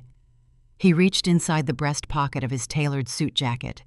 He withdrew the thick, sealed manila envelope Preston had nervously slipped him in the VIP alcove earlier that evening. He held it up, ensuring the stark white paper caught the glare of the overhead stage lights. "You handed me physical evidence of a Level 3 federal felony." Julian continued, holding the envelope steady. "You did not purchase judicial protection. You actively initiated a criminal conspiracy, attempting to bribe a sitting Article 3 judge to dismiss an active Securities and Exchange Commission investigation is not a simple miscalculation. It carries a mandatory 15-year sentence in a federal penitentiary." Preston, who had been kneeling on the stage, weeping into his hands, scrambled to his feet. His custom velvet dinner jacket was rumpled, his slicked-back hair disheveled. The arrogant hedge fund manager persona had entirely disintegrated, leaving behind a pathetic, terrified fraudster who finally realized the inescapable magnitude of his actions. "You set us up," Preston wailed, his voice cracking into a high-pitched shriek. He stumbled backward, his legs hitting a cocktail table near the edge of the stage. The impact sent a tray of half-empty champagne flutes crashing to the floor, but Preston did not even flinch. He pointed a trembling finger at Julian. "You let me hand you that envelope. You were supposed to be family. We trusted you." Julian looked at the panicked man cowering on the stage. His expression remained entirely devoid of mercy or familial obligation. "I am an officer of the law." Julian corrected his tone, devoid of any sympathy. "My loyalty lies with the judicial oath I swore to uphold, not with a criminal syndicate masquerading as a family dynasty. You handed me the bribe, Preston, and you chose to steal your grandmother's medical funds. I simply allowed you to document your own destruction." Julian turned his gaze, slightly acknowledging me standing near the audiovisual booth. "And my wife is a forensic auditor who just provided the federal government with the exact coordinates of your money laundering operation. You built your empire on a foundation of stolen capital and hubris. Tonight that foundation ceases to exist." The reality of the trap finally penetrated Beatrice's delusion. She stared at the thick envelope in Julian's hand, her mind frantically processing the inescapable legal consequences. She had publicly confessed to bribery. The master ledgers detailing her extortion and real estate fraud were currently projected on a 20-foot screen behind her. The wealthy investors she had relied upon to maintain her lavish lifestyle were now staring at her with pure, unadulterated revulsion. There was no legal maneuver out of this. There were no high-priced attorneys who could spin a recorded public confession and a verified digital ledger. She was facing decades behind bars, stripped of her wealth, her status, and her freedom. The instinct for self-preservation, overriding any remaining shred of maternal loyalty, kicked in. Beatrice did not look at her weeping son. She did not offer an apology to the defrauded investors or attempt to negotiate a surrender. She turned her back on the podium.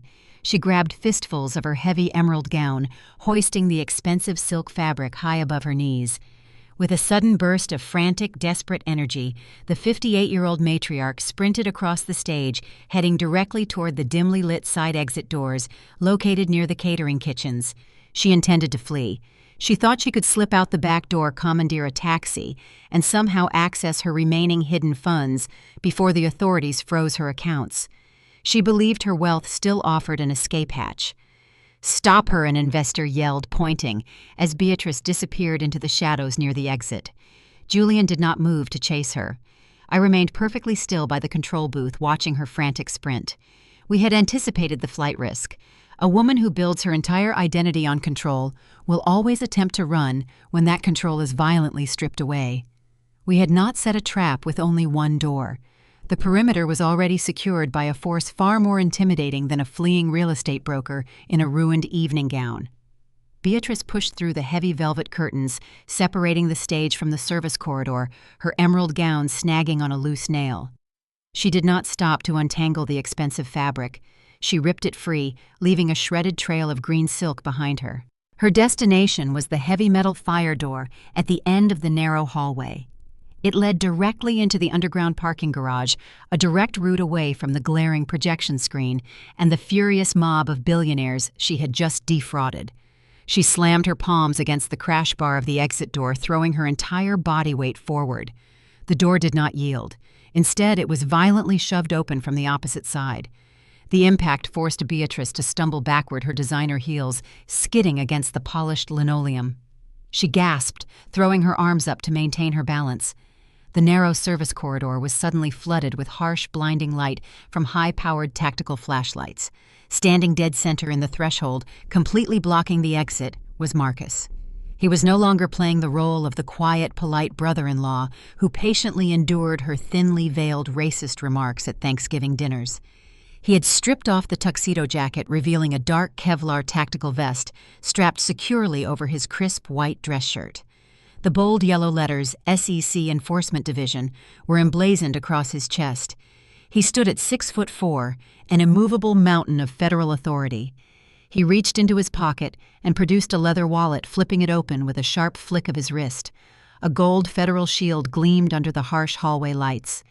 Beatrice Sterling Marcus boomed his deep baritone, echoing off the narrow walls, carrying the full crushing weight of the United States justice system. "You are under arrest." Beatrice froze, staring at the gold badge. Her eyes darted wildly, searching for any alternative route, but Marcus was not alone. Flanking him, moving with synchronized lethal precision, were a dozen armed agents representing a joint task force from the Securities and Exchange Commission and the Federal Bureau of Investigation, White Collar Crime Division. They poured into the corridor, instantly establishing a secure perimeter and cutting off every conceivable avenue of escape. "This is outrageous," Beatrice shrieked, finding her voice as the sheer terror mutated into a frantic, desperate denial. She pointed a trembling, manicured finger at Marcus. "You cannot do this to me. I know people in the governor's office. I will have your badge for this kind of harassment." Marcus did not flinch. He did not engage in a debate with a cornered criminal. He nodded sharply to the two federal agents standing immediately to his right. "The charges include conspiracy to commit wire fraud, racketeering, and severe elder financial abuse." Marcus continued reciting the indictment with mechanical efficiency as the agents moved in. "You have the right to remain silent. I highly suggest you utilize it." The agents grabbed Beatrice by her upper arms. She fought back, thrashing wildly, twisting her torso and kicking her expensive heels against their shins. "Let go of me," she wailed, her perfectly coiffed hair falling into her face as the aristocratic facade shattered completely. "I am a prominent real estate broker. You are making a terrible mistake." The agents easily overpowered her frantic struggling.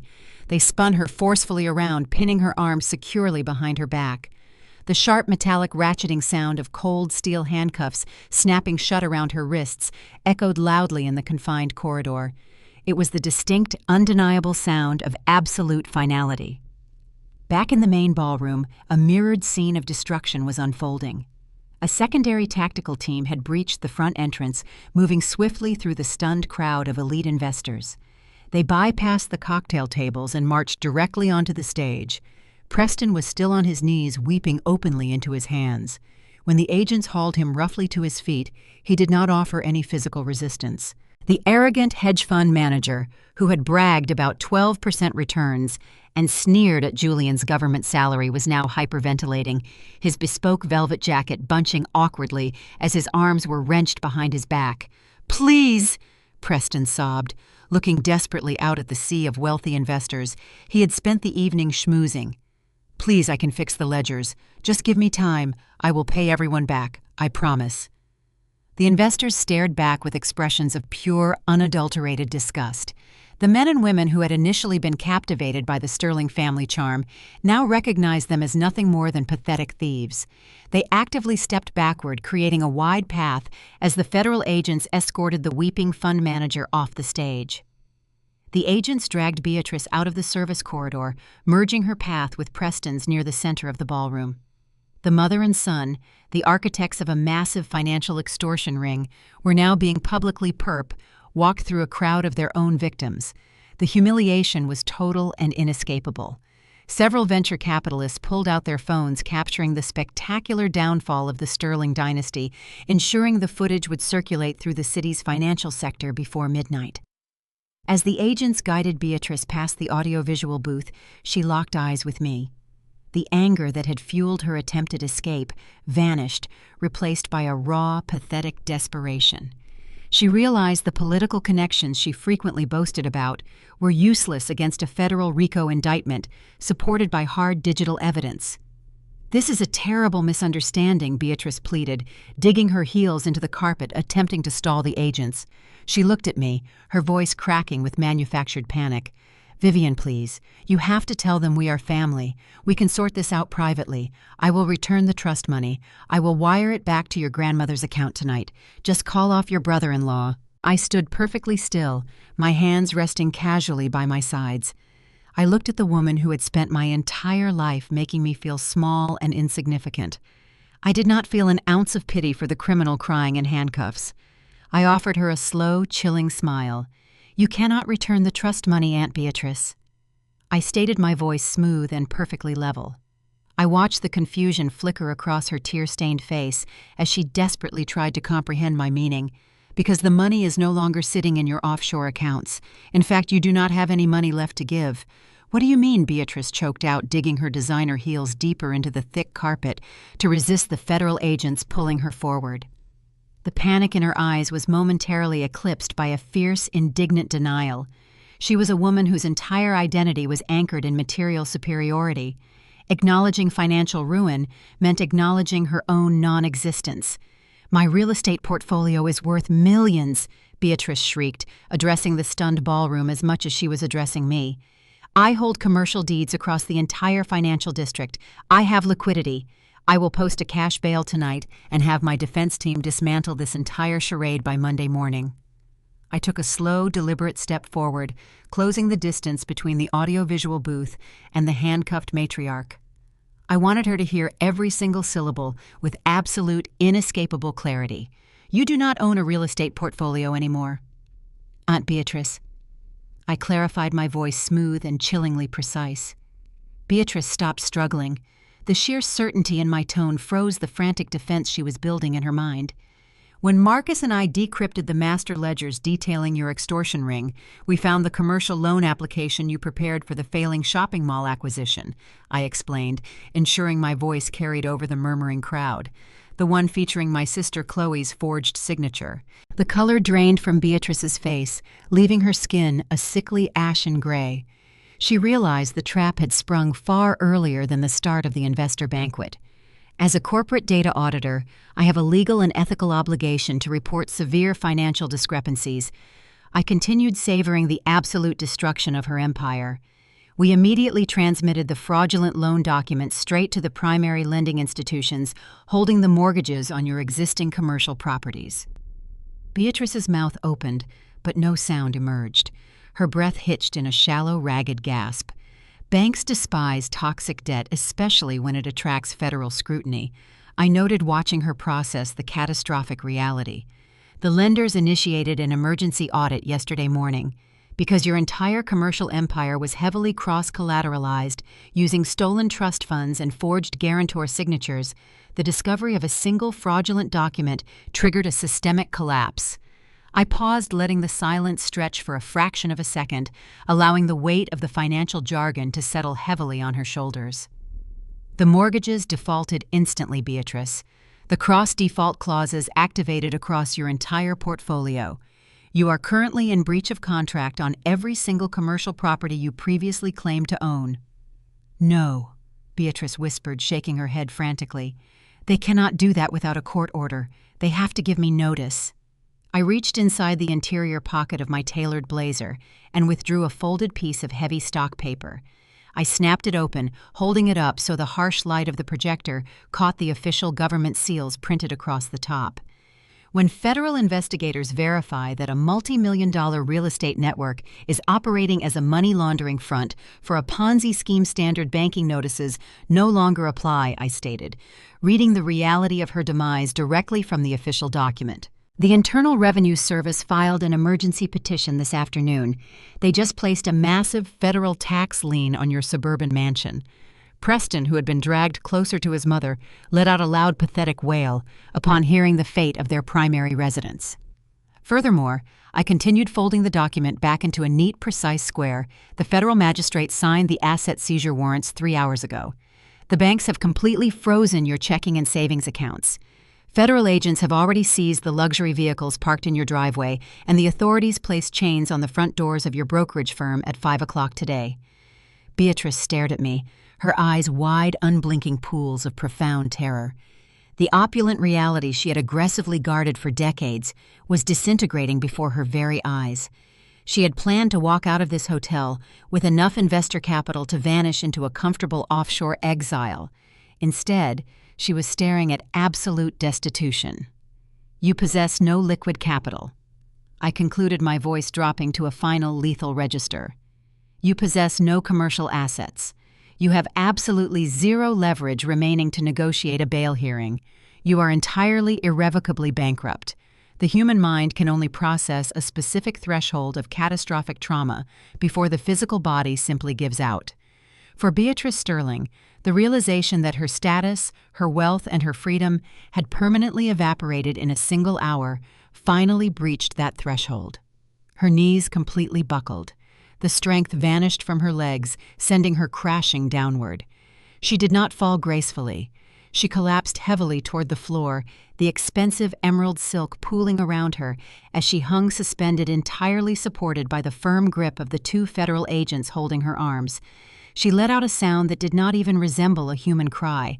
It was a guttural, agonizing wail of a predator caught firmly in a steel trap. She sobbed uncontrollably, her carefully styled hair falling into her tear-streaked face.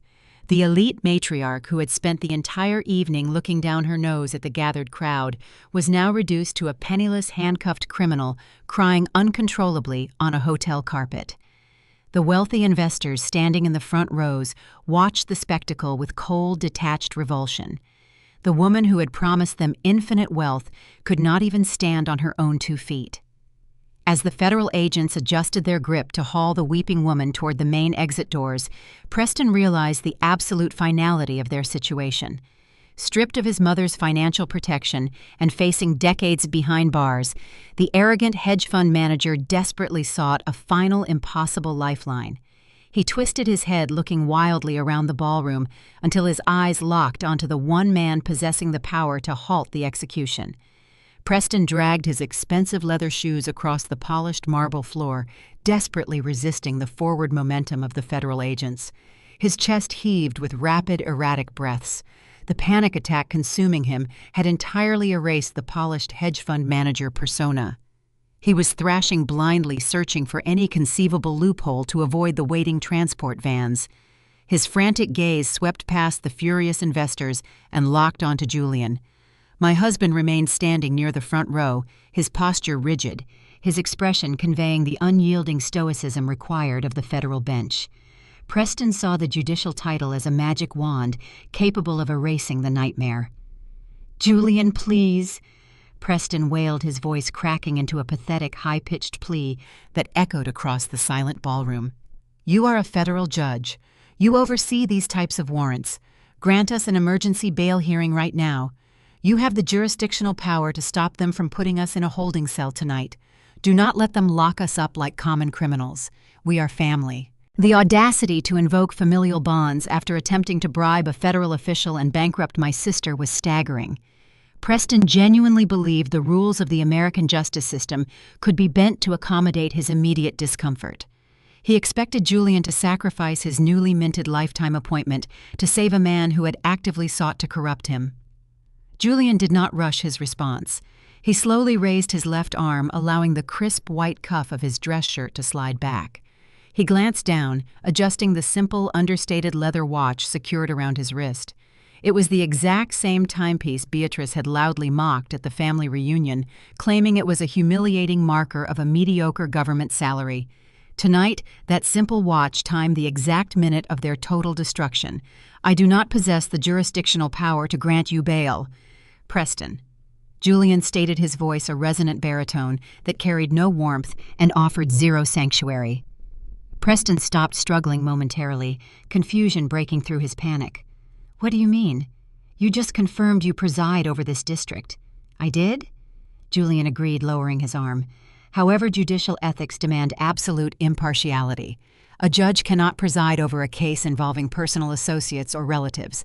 I formally recused myself from your active docket the precise moment I submitted the physical evidence of your bribery attempt to the Department of Justice Ethics Committee." The color drained from Preston's face as the last remaining door slammed shut. Because of my mandatory recusal, the administrative system immediately reassigned your federal indictment to the next available official in the circuit. Julian continued delivering the facts with surgical detachment. Your case is currently sitting on the desk of Judge Sterling. A murmur rippled through the crowd of investors. Several prominent venture capitalists nodded in grim recognition. Judge Sterling was a legendary figure within the financial district, renowned for his absolute lack of leniency toward high-net-worth individuals who exploited their status. He is notoriously ruthless regarding white-collar criminals who orchestrate complex fraud syndicates, Julian explained, ensuring Preston understood the exact caliber of the opponent waiting for him. Furthermore, Judge Sterling holds a particular disdain for perpetrators who actively steal from the elderly and disabled. Given the offshore routing infrastructure you utilized and the sheer magnitude of the stolen capital, you will be classified as extreme flight risks. You will be denied bail entirely. You are going straight to a federal detention center. Preston's knees buckled, a fresh wave of hysterical sobs racking his body as the agents hauled him toward the heavy oak doors. The realization that he would spend the night in a concrete cell stripped of his velvet jacket and his unearned arrogance finally broke his spirit completely. I turned my attention away from the weeping fund manager. The agents supporting Beatrice's dead weight adjusted their grip, preparing to drag the ruined matriarch out of the ballroom. I walked smoothly across the carpet, closing the final few feet between us. The federal agents paused, recognizing my role as the primary architect of the sting operation, allowing me a final moment with the target.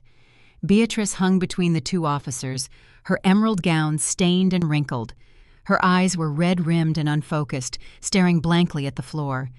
The woman who had spent decades dictating the social hierarchy of our family was now a hollow shell. I reached into the interior pocket of my blazer. I bypassed my phone and my car keys, retrieving a small, distinct object. It was the cheap plastic promotional pen Beatrice had shoved across her mahogany dining table just days ago, demanding I sign away my sister's financial future. I stepped directly into Beatrice's line of sight, forcing her to lift her heavy head and look at me. I held the cheap plastic pen up, letting the harsh light of the projector catch the generic logo printed on the side. I slowly lowered my hand and dropped the pen directly into the deep decorative pocket of her ruined designer gown. "You were right about one thing, Aunt Beatrice," I whispered, my voice a lethal calm that sliced right through the ambient noise of the ballroom. She blinked, her breath catching in her throat as she waited for the final blow. "I am a brilliant corporate data auditor," I stated, maintaining unbroken eye contact, ensuring she registered the absolute finality of her defeat. "And you definitely should have married someone smarter." Beatrice let out a soft, strangled gasp, a sound of pure, unadulterated devastation. She realized in that exact moment that she had not just been outsmarted. She had been methodically dismantled by the very person she had consistently underestimated. The niece she deemed a social embarrassment had utilized cold, hard data to evaporate her entire existence. I stepped back, offering the agents a sharp nod. They hauled Beatrice forward, her designer heels dragging awkwardly across the marble floor. Preston was pushed out ahead of her, his pathetic weeping echoing down the corridor. The heavy oak double doors of the grand ballroom swung shut with a loud, definitive slam. The sound echoed across the silent room, permanently sealing away the toxic, fraudulent empire they had built. The perpetrators were gone, but the financial carnage they left behind required a meticulous, formal resolution. The federal justice system was about to process the raw data we had gathered, transforming digital evidence into decades of hard time. The federal justice system operates with a cold, mechanical efficiency that arrogant elites consistently fail to anticipate. They assume their wealth and country club connections will afford them leniency, granting them a polite slap on the wrist. They believe high-priced defense attorneys can spin complex financial crimes into minor regulatory misunderstandings. But when the prosecuting attorneys are handed a flawless forensic dossier backed by incontrovertible digital evidence, the illusion of immunity evaporates instantly. The trial of Preston and Beatrice Sterling was not a protracted, dramatic legal battle. It was a rapid, brutal formality. Marcus and his team at the Securities and Exchange Commission had processed the decrypted master ledgers with surgical precision. They mapped every stolen dollar, tracking the illicit flow from the initial investor deposits through the Cypriot shell companies and directly into Beatrice's failing commercial real estate accounts. The financial architecture of their Ponzi scheme was laid bare before the court, leaving absolutely no room for plausible deniability. Furthermore, the physical envelope containing the $500,000 cryptocurrency bribe, coupled with the authenticated audio recordings Marcus secured from the hotel surveillance network, created an impenetrable wall of guilt. Preston's elite defense team, recognizing the catastrophic weight of the evidence, immediately attempted to initiate plea negotiations. They offered full cooperation and the immediate surrender of remaining assets in exchange for reduced sentencing guidelines. They hoped to secure a comfortable minimum security facility for the disgraced hedge fund manager. The United States Attorney's Office, acting under the direct scrutiny of an outraged public and defrauded billionaires, offered absolutely nothing. There would be no leniency for individuals who systematically exploited the elderly to fund a fraudulent empire. Preston stood before Judge Sterling, the notoriously strict magistrate Julian had referenced during the ballroom ambush. The bespoke velvet jackets were gone, replaced by an ill-fitting standard-issue prison uniform that hung loosely on his shrinking frame. The swaggering bravado had entirely collapsed, leaving a terrified, hollowed-out shell of a man. Judge Sterling did not mince words during the sentencing phase. He meticulously outlined the devastating impact of the racketeering operation, emphasizing the deliberate predatory nature of targeting a disabled relative's medical trust. Preston was sentenced to 20 years in a maximum security federal penitentiary for aggregate wire fraud, money laundering, and violations of the Racketeer-Influenced and Corrupt Organizations Act. The gavel strike effectively erased the prime decades of his adult life. He would not see the outside of a concrete wall until he was an old, broken man. Beatrice, however, refused to surrender her aristocratic delusion. Even while sitting at the defense table facing irrefutable documentation of her extortion ring, she clung desperately to the belief that she could manipulate her way out of the consequences. She fired her initial legal team, claiming they were incompetent, and insisted on taking the stand in her own defense.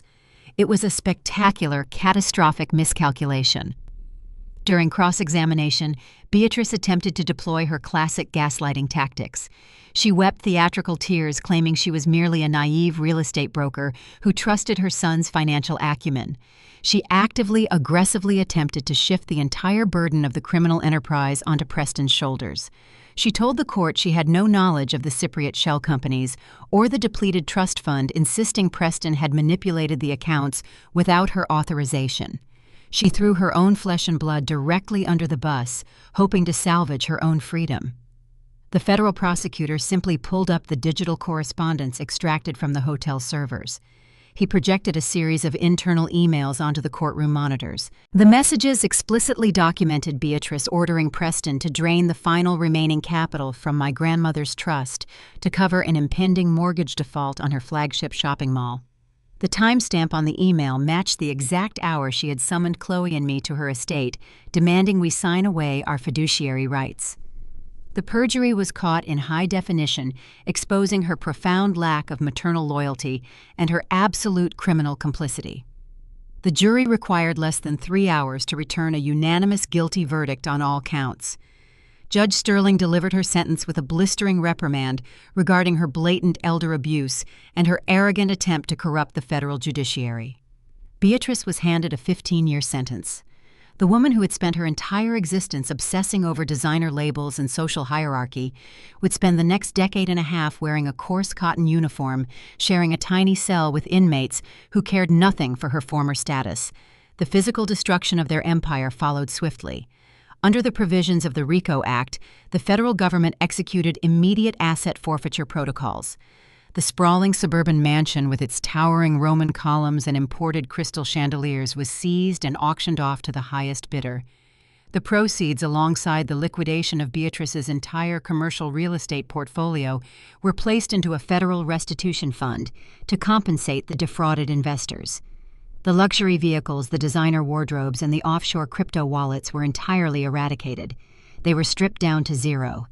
Most importantly, my grandmother's irrevocable trust was fully recovered during the initial asset freeze, because we intervened before Preston could transfer the capital into untraceable international markets.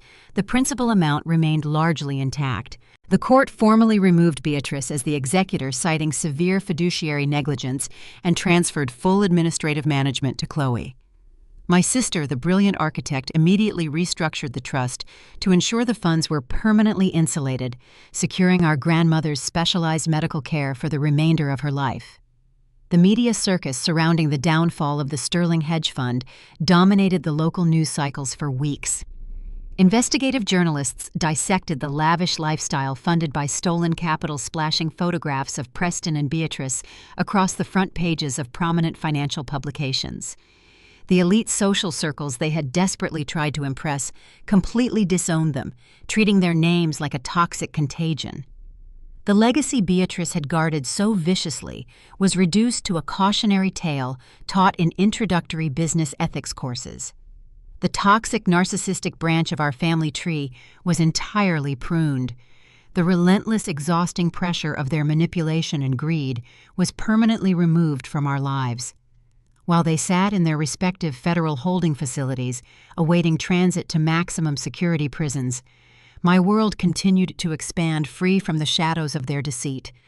The quiet, strategic counteroffensive had yielded an absolute, undeniable victory, setting the stage for a new era of unburdened prosperity.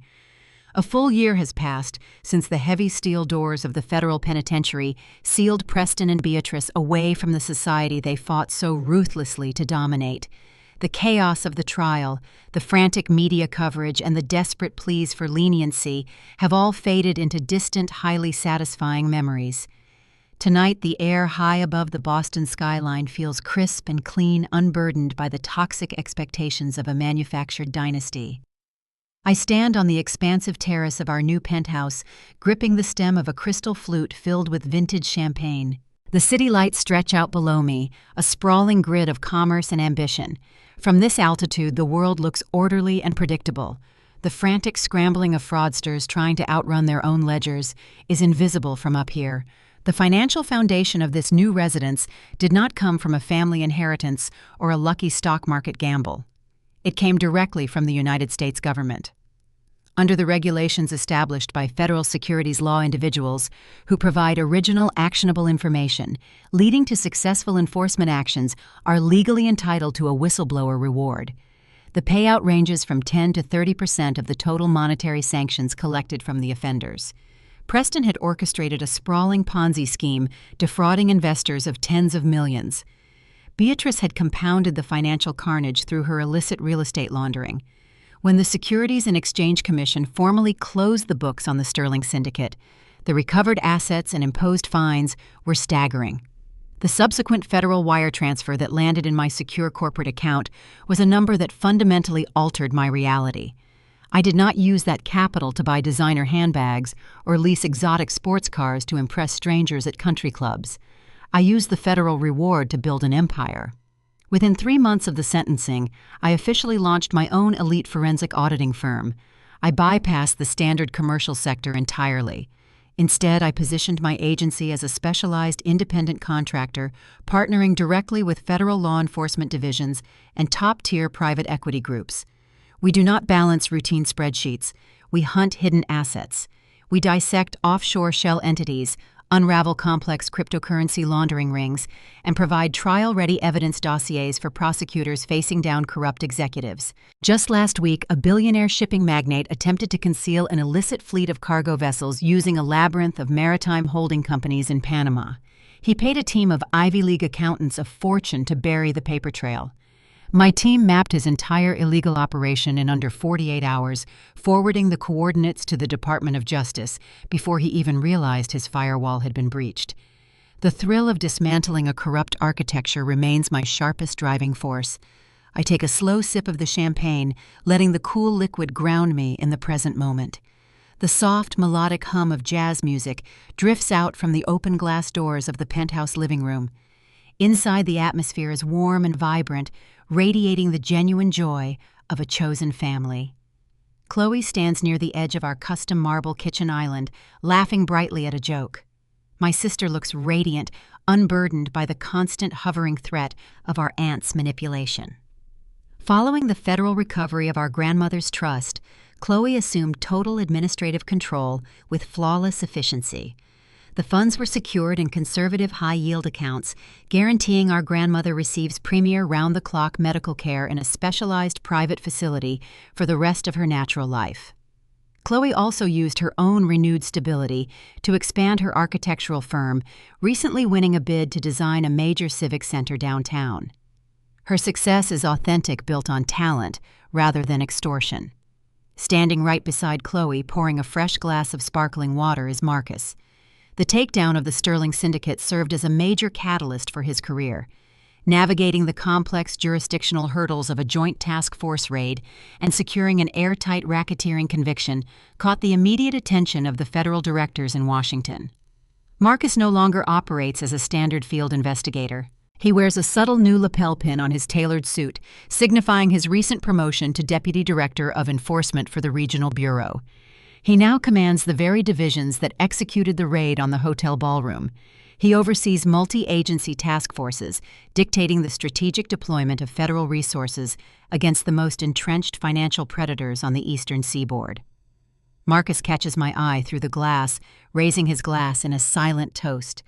We share a quiet, unspoken acknowledgement of the war we fought and the flawless victory we secured.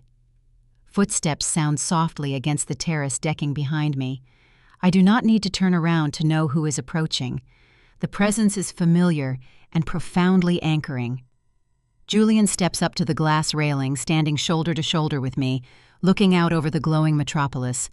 He rests his hands on the cool metal barrier, his posture reflecting the serene, commanding grace he wields inside his courtroom. His first year on the federal bench has been nothing short of transformative for the district. Julian quickly earned a reputation as a judge who possesses an inescapable intellect. Defense attorneys dread walking into his courtroom with fabricated financial narratives.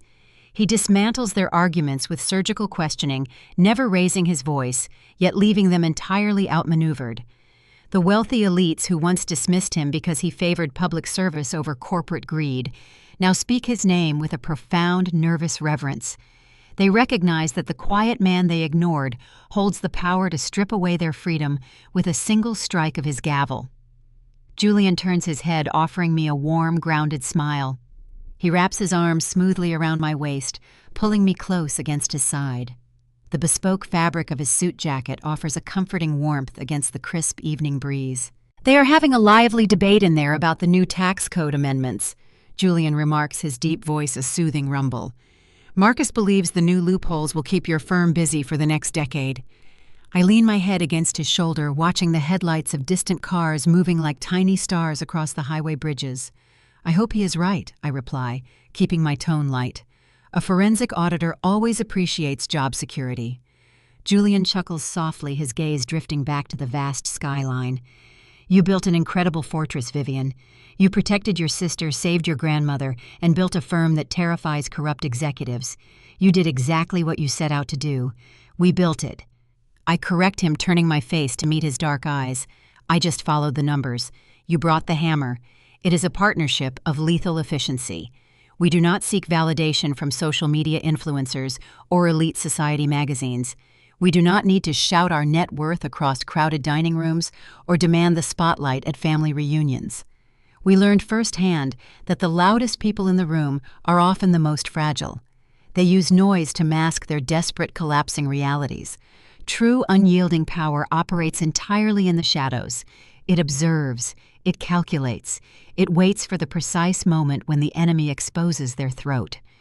Beatrice and Preston looked at my quiet demeanor and labeled me a failure.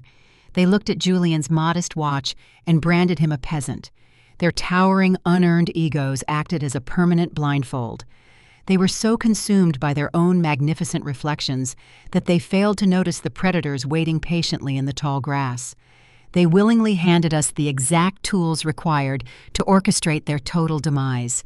I lift my crystal flute, taking one final satisfying sip as the city continues to pulse with life below us. The lesson carved into the foundation of my new empire is unforgiving and permanent. Never apologize for establishing lethal boundaries against toxic people who share your bloodline. Never shrink yourself to appease the fragile egos of those who require your submission to feel tall. Most importantly, never underestimate a quiet woman who knows exactly how to follow the money. The air on the penthouse terrace felt lighter than it had in years. The heavy, suffocating burden of family expectation had been entirely eradicated, replaced by the quiet hum of a massive, untouchable victory. I leaned against the glass railing, watching the city lights blur into the dark horizon. The meticulous deconstruction of the Sterling dynasty was not just a satisfying act of retribution, it was a rigorous education in the true mechanics of human nature and the absolute necessity of self-preservation. The most profound realization I extracted from this war is that silence is the ultimate strategic weapon. When arrogant people launch an attack, they expect immediate chaotic resistance. They thrive on your emotional reaction, using your panic to gauge their control. By remaining perfectly still, you deprive them of that feedback loop. Beatrice and Preston interpreted my silence as submission, allowing their egos to expand until they became incredibly careless. They loudly broadcasted their criminal intentions, believing I was too weak to comprehend their schemes. If you simply sit back and let toxic individuals talk, they will eventually hand you the exact blueprint required to dismantle their entire lives. Secondly, I learned the devastating reality that biological ties do not guarantee loyalty or morality. We are frequently conditioned to believe that blood relatives must be tolerated, protected, and forgiven, regardless of their transgressions. The Sterling family actively preyed upon that cultural expectation, using the concept of family to mask a calculated extortion ring. They viewed my sister's credit and my grandmother's medical trust merely as exploitable assets. The moment you recognize that a family member is treating you as a resource rather than a human being, the biological obligation ceases to exist. Setting a lethal, uncompromising boundary is not an act of betrayal. It is a fundamental requirement for survival. You must be willing to prune the dead branches of your family tree to save the roots. Finally, this entire ordeal reinforced the absolute, undeniable power of holding hard, irrefutable data. Emotions fade, tears dry, and social narratives can be twisted by whoever possesses the loudest voice in the room. But federal routing numbers, offshore wire transfer logs, and decrypted hard drives do not lie. When you are fighting a battle against manipulative narcissists, you do not bring accusations to the table. You bring the math. You build a fortress of undeniable facts that no high-priced defense attorney or desperate gaslighting attempt can ever penetrate. You let the data speak the final fatal word. I turned away from the sprawling skyline, stepping back into the warmth of my home, where the people who had truly earned my loyalty were waiting. Have you ever had to use cold, hard facts to completely destroy a toxic relative's false narrative? Share your stories down in the comments below. If you want to see more arrogant people walk blindly into perfectly executed traps, make sure to hit that like button and subscribe to Rabbit Revenge for your daily dose of absolute justice.